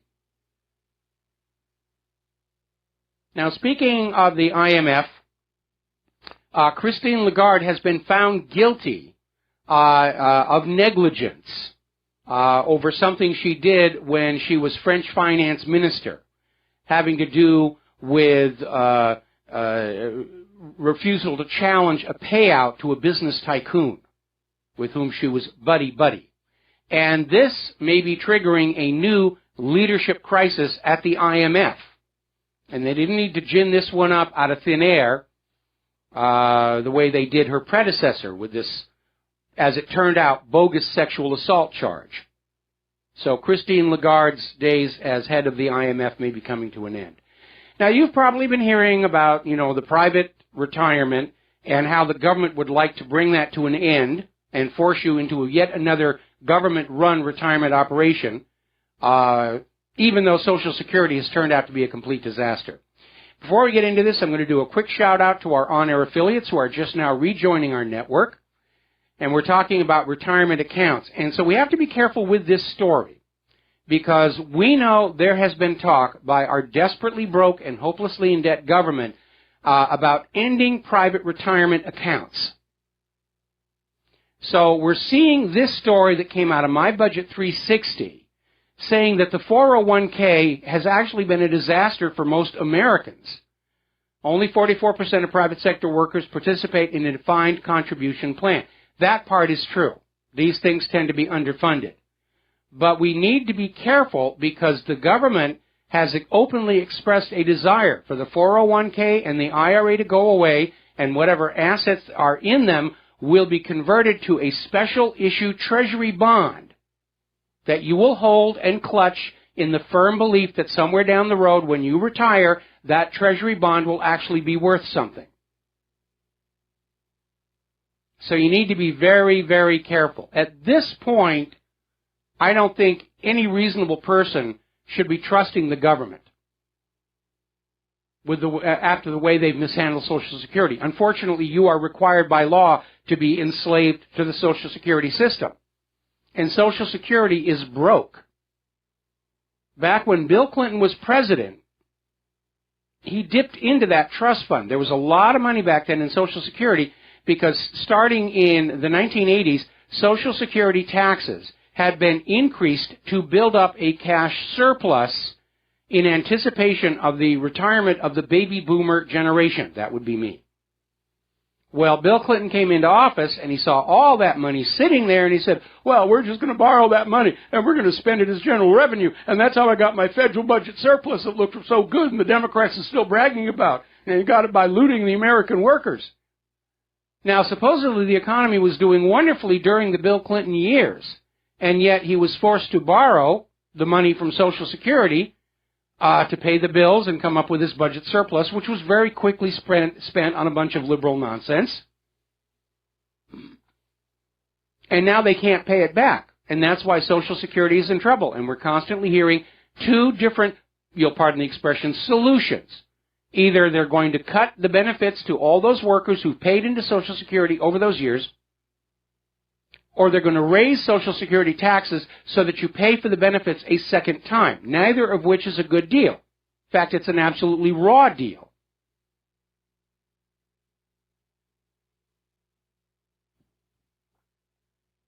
So, now down in Brazil, as you know, former President Rousseff was ousted because he was trying to basically oppose neoliberalism and basically work for the benefit of Brazil's people and the nation of Brazil. And he was kicked out, Temer was put in, and Temer is now rewarding the bankers and financial investors that backed the coup. He just signed a constitutional amendment imposing 20 years of austerity on the Brazilian people. And you know what austerity means. You must make do with less so the bankers can have more. You must make do with less so the bankers can have more. Neoliberalism is a new politically correct word for fascism, where all the money is concentrated at the top and the ultra-wealthy have a wonderful world for themselves and everybody else lives in squalor and desperation. And they think that's the way it's supposed to be. Now, India is going through serious turmoil in their attempt to be the test bed for the cashless society. Story coming out of Zero Hedge. Gold is now effectively illegal in India. And that was a real shock because India, prior to all this cashless society nonsense, was one of the largest consumers of gold at the personal level. They all love their gold jewelry and their bracelets. You go into any marketplace and there are booths with all the chains and everything on display. That's all now gone away. Now they're hedging and hemming and saying jewelry for gold for jewelry is still okay, but possession of gold for investment purposes is going to be made illegal. And I predicted this was going to happen. To make the cashless society work, all other portable stores of value and wealth must be made illegal. They have to ban private ownership of gold and silver and what all else. Now, when Roosevelt banned private ownership of gold in the United States back in 1933, they did have an exemption for jewelry because in most cases, people had a strong emotional connection to the jewelry. It was something that belonged to their parents or grandparents, and they wanted to keep it in the family. But ownership of gold and silver privately as a way of storing value was declared illegal in order to make you dependent on the banks for all of your finances. And dependency is slavery. What they're doing in India right now is exactly the same thing King George III tried to do with the American colonies with his Currency Act. You will conduct all your business in these ink and paper notes borrowed at interest from the Bank of England, is what King George III said. That's what sparked the revolution. When the Federal Reserve was created in this country, the public schools stopped teaching about the Currency Act and framed the American Revolution in terms of the Boston Tea Party and impressment of sailors and the Stamp Act, and all of these abuses were tolerable to the colonists. But the taking away of an honest banking system and the idea of choosing with whom they would do business financially, that was the final straw. Now, yet another hedge fund has been caught in massive fraud. This is Platinum Partners, and they were involved in hedge fund operations with oil platforms in the Gulf of Mexico, one of which burned down. And rather than admit they were in trouble and go out of business, they started engaging in little frauds, which led to larger frauds. And basically, hedge fund executives at Platinum Partners have been charged in a $1 billion fraud case. Now, their business will be fined, but they'll go free.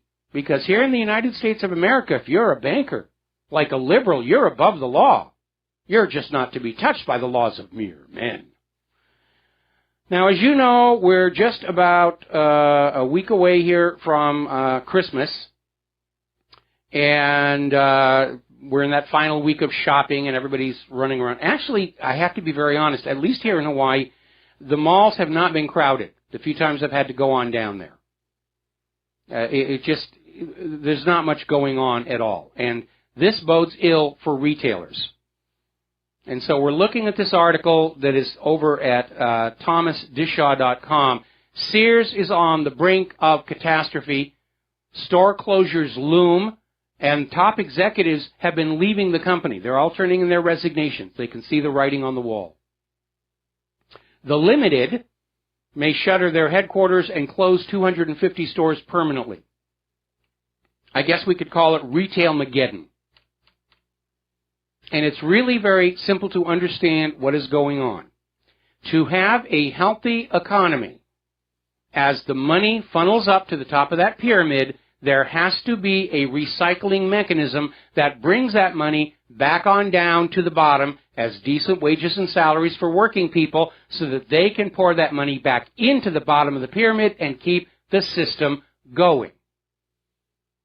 You can't have a consumer economy with all the money focused at the top. There just aren't that many people.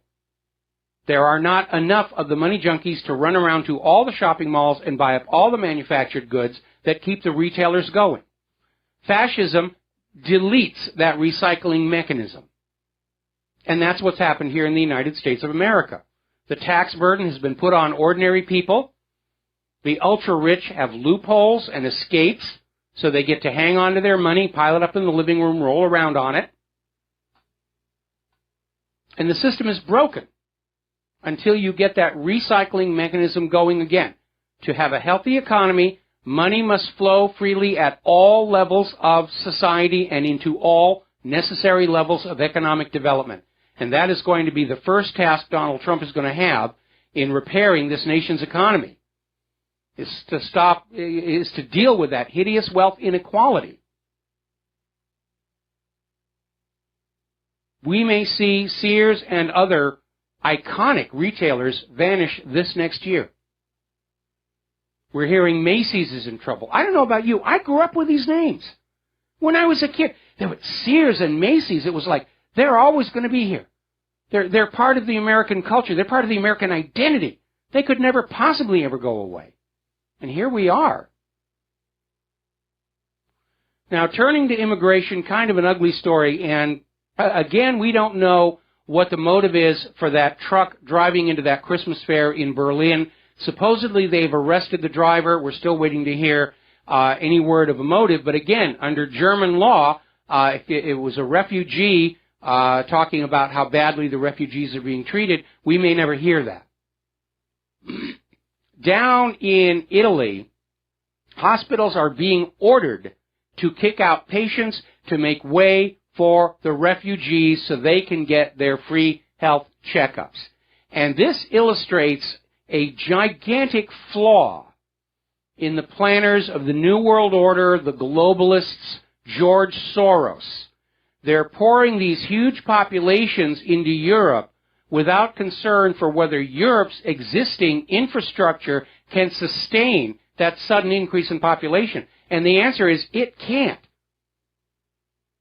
Europe's existing social structures, its infrastructure, its social safety nets are straining under the increased load and are probably going to collapse.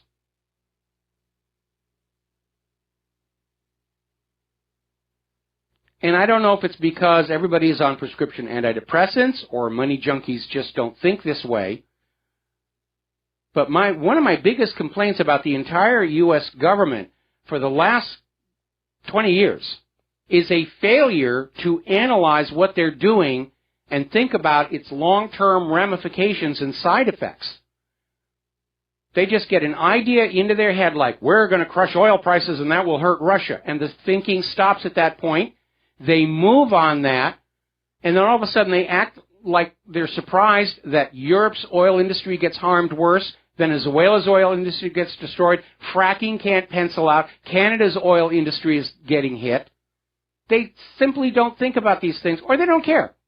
We're going to get Russia, and I don't care if we wreck half the world to do it. It's a small price to pay, and I am willing to make that sacrifice on behalf of you 1.5 billion people whose lives are about to be destroyed. Now, we've been talking about these stinky badges here, and the stories just keep getting worse and worse and worse. Over at the Albuquerque Police Department, which already has a vile reputation, they decided they were going to embark on a program to arrest people for buying crack cocaine.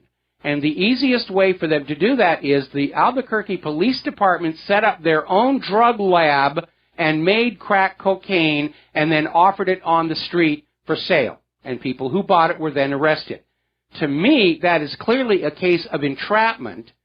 And certainly everybody in the Albuquerque Police Department involved on this ought to be arrested for running a drug lab and selling crack cocaine on the streets of Albuquerque.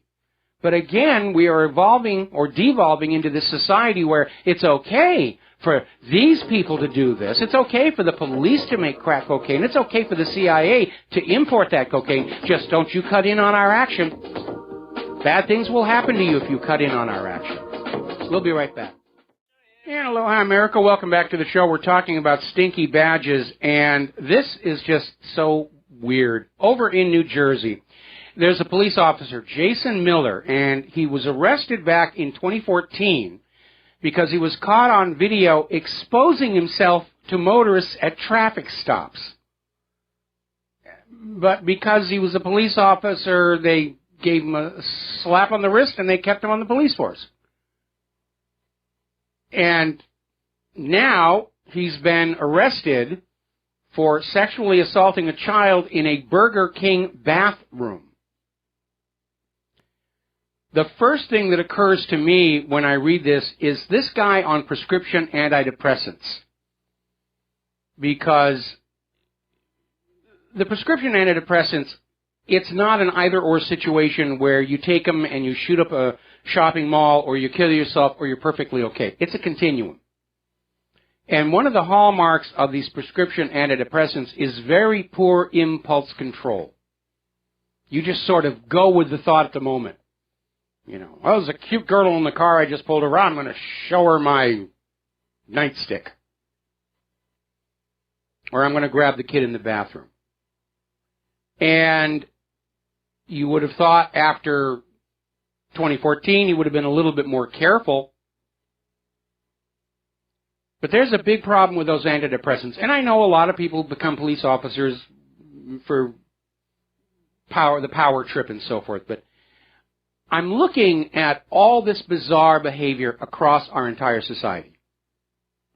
We know that almost all of the mass shootings that the gun grabbers like to wag at us in their attack on the Second Amendment involved people who were either on or withdrawing from prescription antidepressants. And it's when you're withdrawing from them that things can get really, really wild, because everything that was sort of wound up in you gets unwound all at one time. We did a little study here where we took a graph of the per capita increase in domestic violence, and we overlaid it on a sales chart for prescription antidepressants, and they lined up. You have road rage incidents, bar fights, all kinds of very bizarre behavior.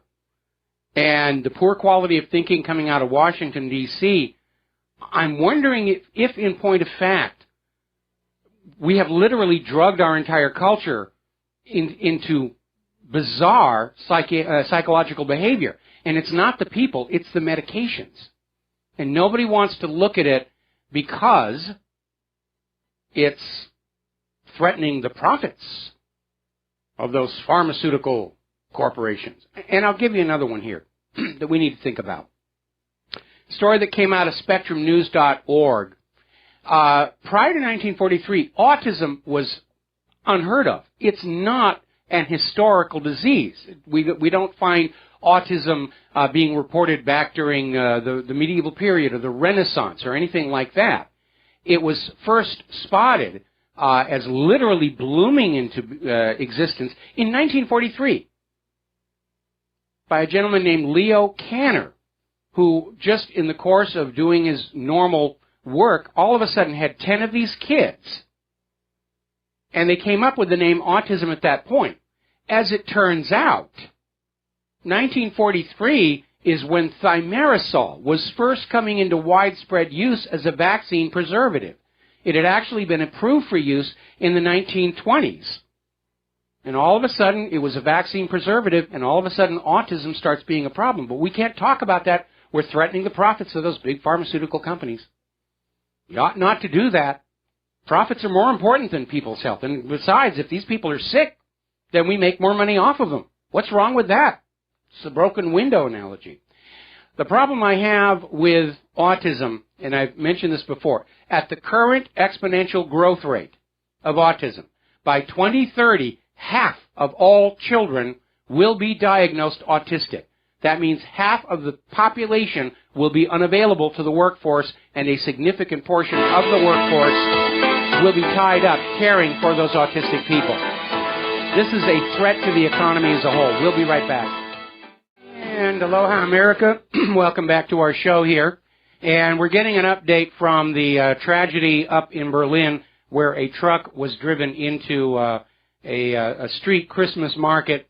The truck driver has been identified as a Pakistani Sunni Muslim. And we're trying to get more details like name and what his refugee status was.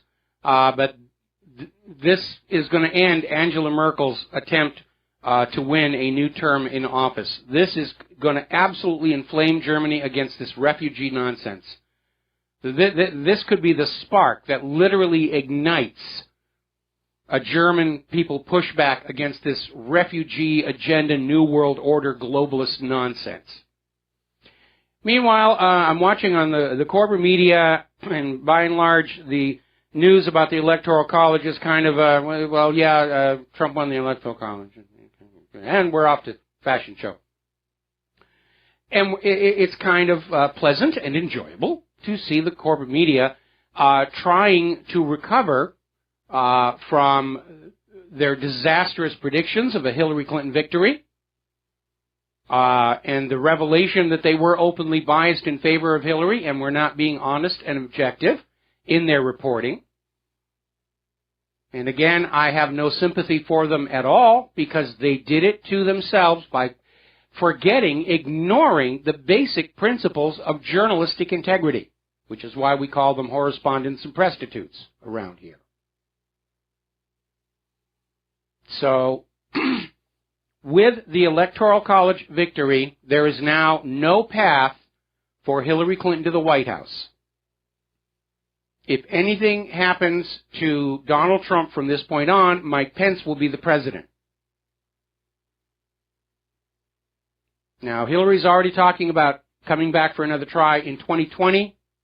Personally, I don't think her health is going to sustain for 4 years, based on what we saw during this last election. And there is a certain pleasure at having blocked Hillary from the White House, ending the narcocracy, considering what an annoyance they've been to me personally over the last 22 years. So I'm going to enjoy the moment. I might even take my Hillary Clinton commemorative toilet bowl brush and give it its first baptism tonight. So there. Now then, let's talk about human-caused global warming. Insert ominous music here. Bitter cold front drives across the plains to Midwest. Average USA temperatures 16 degrees Fahrenheit colder than all of last winter. Not just this date in history, not just this time of year. The average USA temperature is 16 degrees colder than all of last winter. In some places with the wind chill, it is 50 degrees colder than the normal average for this time of year. Boston just broke a 133-year-old record for cold weather. And the warnings are going on out. Be careful on those roads. Be careful of frostbite, hypothermia. This is serious, serious, almost a killing cold. In fact, it is actually colder in Chicago than it is on the planet Mars and Antarctica.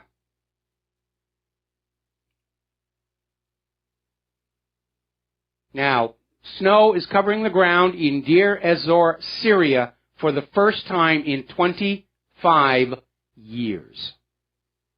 Now, down in Tasmania, they've been hit by a surprise snowstorm. And the reason it's a surprise, they're coming up on their summer down there.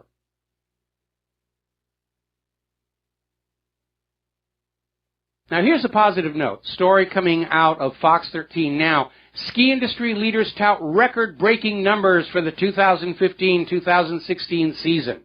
And the numbers are in, and Utah's set an all-time record for skier visits. And they're basically saying for 2015-2016 ski season was a banner year. And they're looking forward to a repeat this year.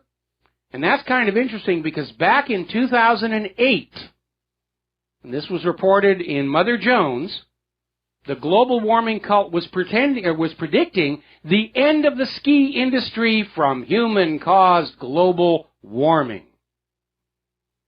So what's going on here? Well, we've been talking about the Maunder Minimum.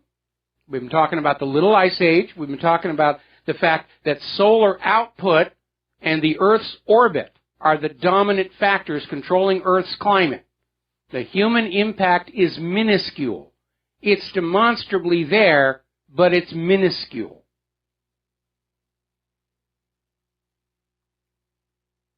Now, part of the problem that we have with all of this is that it's been possible to study the sun scientifically for only about 100 years.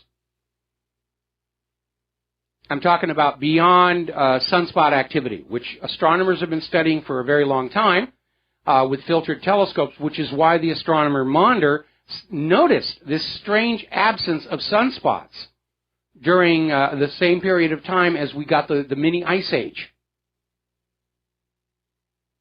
Now, we already know about the 11-year sunspot cycle, the 22-year magnetic cycle. There are indications of other longer cycles, but we haven't been able to study the sun long enough to know them for sure. But Russian scientists have come up with a new model.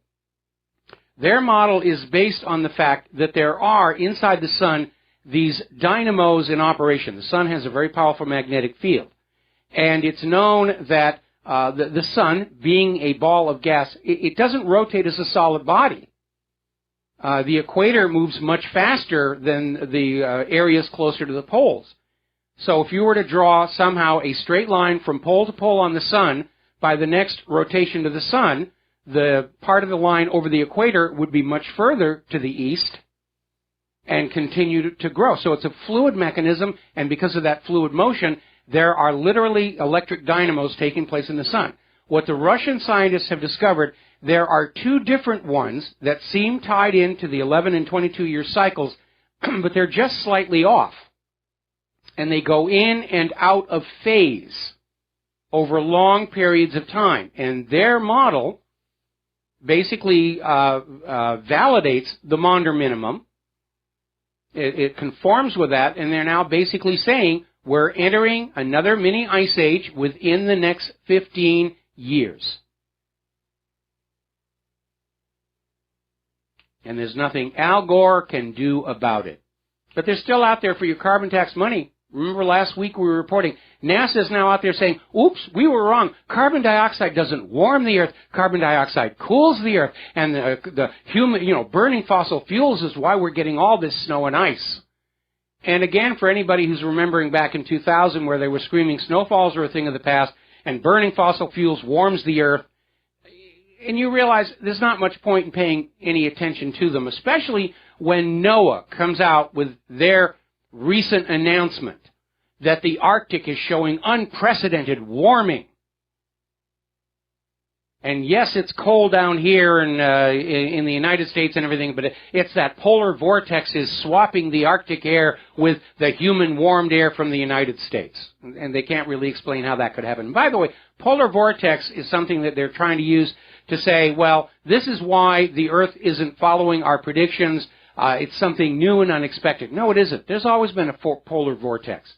And one at the South Pole as well. It's called Coriolis effect. It's always been there. They're just trying to wave it at you and say, see, this is why things aren't going the way we said they were going to go. And what we're seeing NOAA do with the Arctic is what Ramses the Great did with Kadesh. Ramses the Great told his people in Egypt that he'd whipped the army in Kadesh, knowing they couldn't actually get up there and check it out for themselves, and find out that he'd actually almost lost his army and had to sign a peace treaty. And NOAA's doing the same thing. They've got all their very expensively produced computer graphics and charts and all the rest of this stuff, knowing that ordinary American citizens can't actually go up to the Arctic and take their own measurements. So they're falling back on that. You just take our word for it. We're NOAA. We wouldn't lie to you. We're the U.S. government. We're always truthful with everything here. Now, Scott Adams, who's famous as the creator of Dilbert, which I loved, he's starting to do a lot more political writing, and he's very, very observant. He says one of the problems in dealing with the global warming cult is corporate media will put out stories about human-caused global warming, and then they'll make a mention of the opposite point of view and then dismiss it, saying it's not supported, they're uncooperative, they don't have funding, you shouldn't pay attention. And so people who are not aware of how corporate media manipulates their mind, they'll read the article and come away thinking they know both sides of the debate. And they don't really. And when somebody tries to actually present them something substantive on the opposite point of view, they'll ignore it because they're convinced they already know that it's poorly supported and unsubstantiated, and that everybody who's behind that is working for the oil companies, and so forth and so on. But that's how they do it. The world is warming, and yes, these people over here think it's nonsense, but we think they're silly and you shouldn't pay attention to them. And yes, I'm going to an extreme, but in a more subtle form, that's how they do it. And basically, the people who are still going around believing all this liberalologist religion, they're living in an intellectual bubble. And it's why I say that originally, back in the 60s and 70s, the liberals really were the intellectual elite.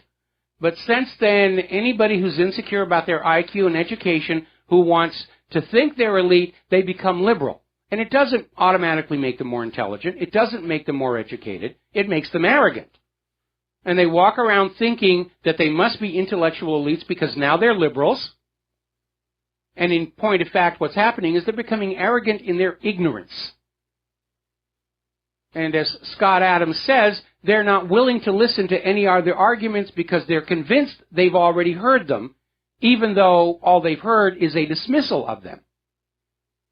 And this certainly explains a family friend here who was hardcore Hillary and absolutely convinced that Donald Trump had molested all these women, and where they're trying to say these women were outed as having been paid for all this stuff. You could just see the wave off there. I already know all I need to know.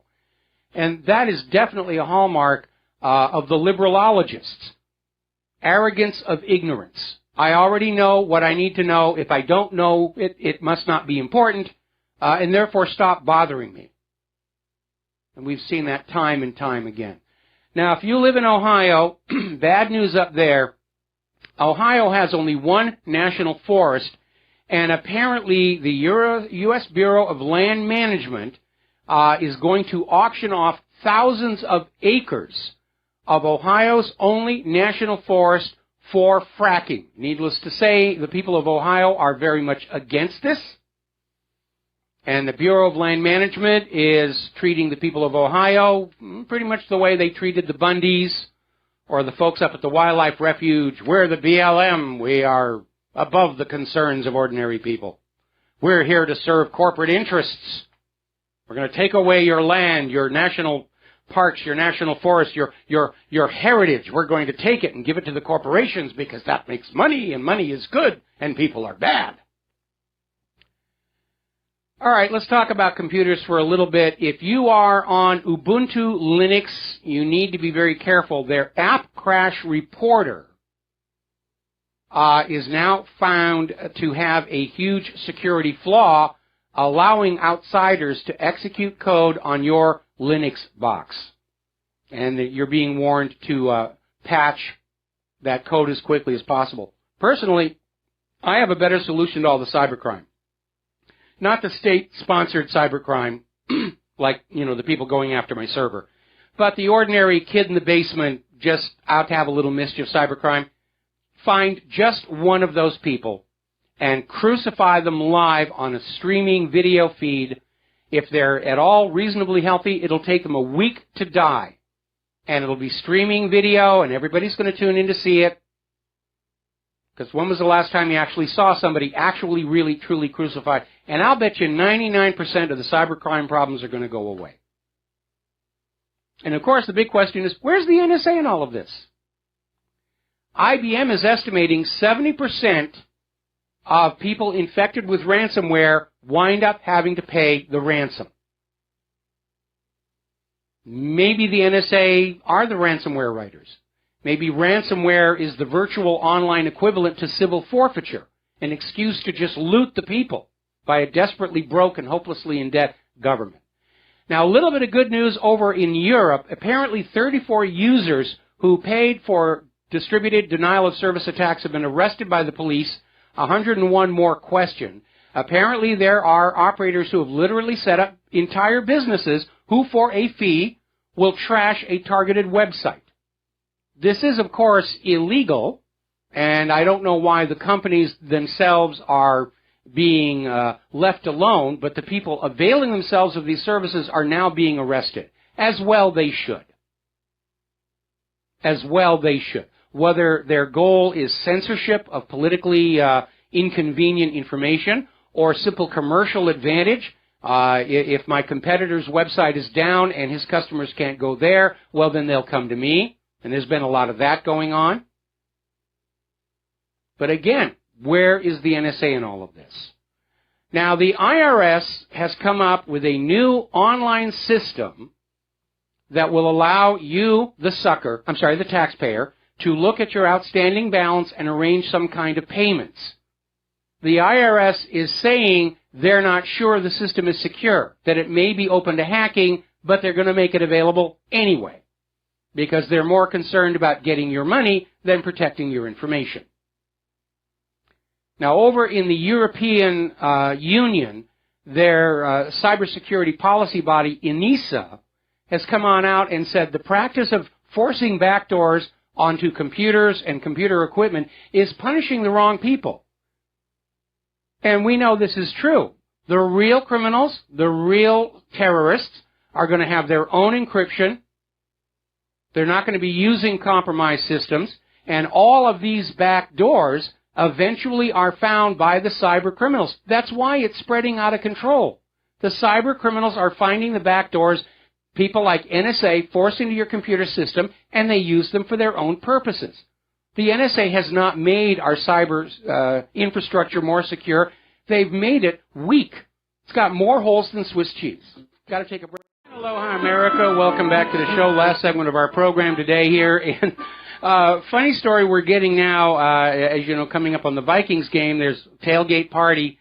And apparently it is so cold there, minus 20 degrees, with the wind chill minus 34 degrees. They're literally putting the beer on the barbecues just to keep it from freezing. Personally, I think they're silly to be outside in weather like that, but you've got to admire their spirit. It is amazing. Now then, if you're like me, Avatar has to be one of your favorite films. It's my all-time favorite film. I absolutely love it. I got it in Blu-ray. I got it in 3D. It's one of the few 3D movies I bothered to get, and I absolutely love that movie. It's my all-time favorite film.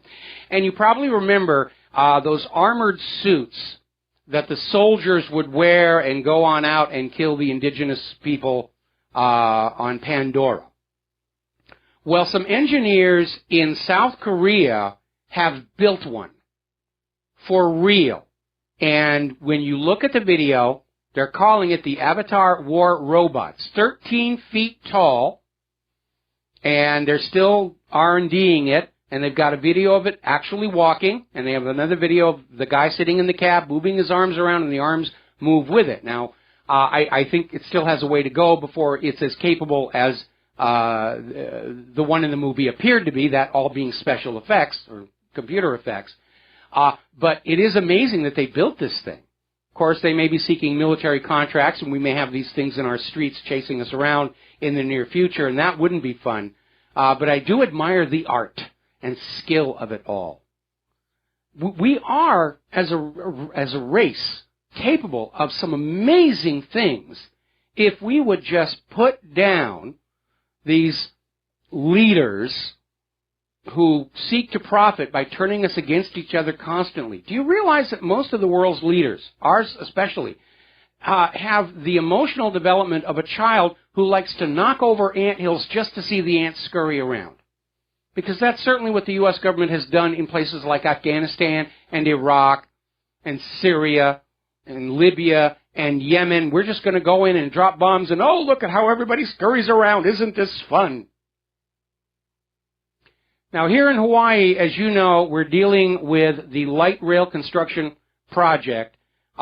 We have been promised by representatives that we ran into at one of the local Christmas events that the construction at street level will all be gone by the end of January. We can hardly wait.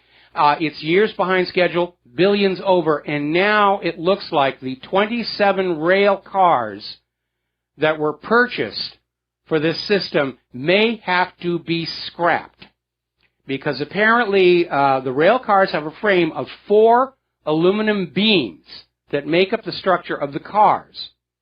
And apparently these bars are all defective. And so they're going to have to go back to the manufacturer, and they're going to have to either get these rebuilt or replaced. And it's amazing how badly these things get managed. Okay, there's the music. Time for me to get on out of here and do Jim Goddard's show. We'll be back here tomorrow, Tuesday, on the Republic Broadcasting Network. Until then, congratulations, Donald Trump, our new president. And poor Hillary, we feel so sorry for you. We'll be back tomorrow. Aloha, America.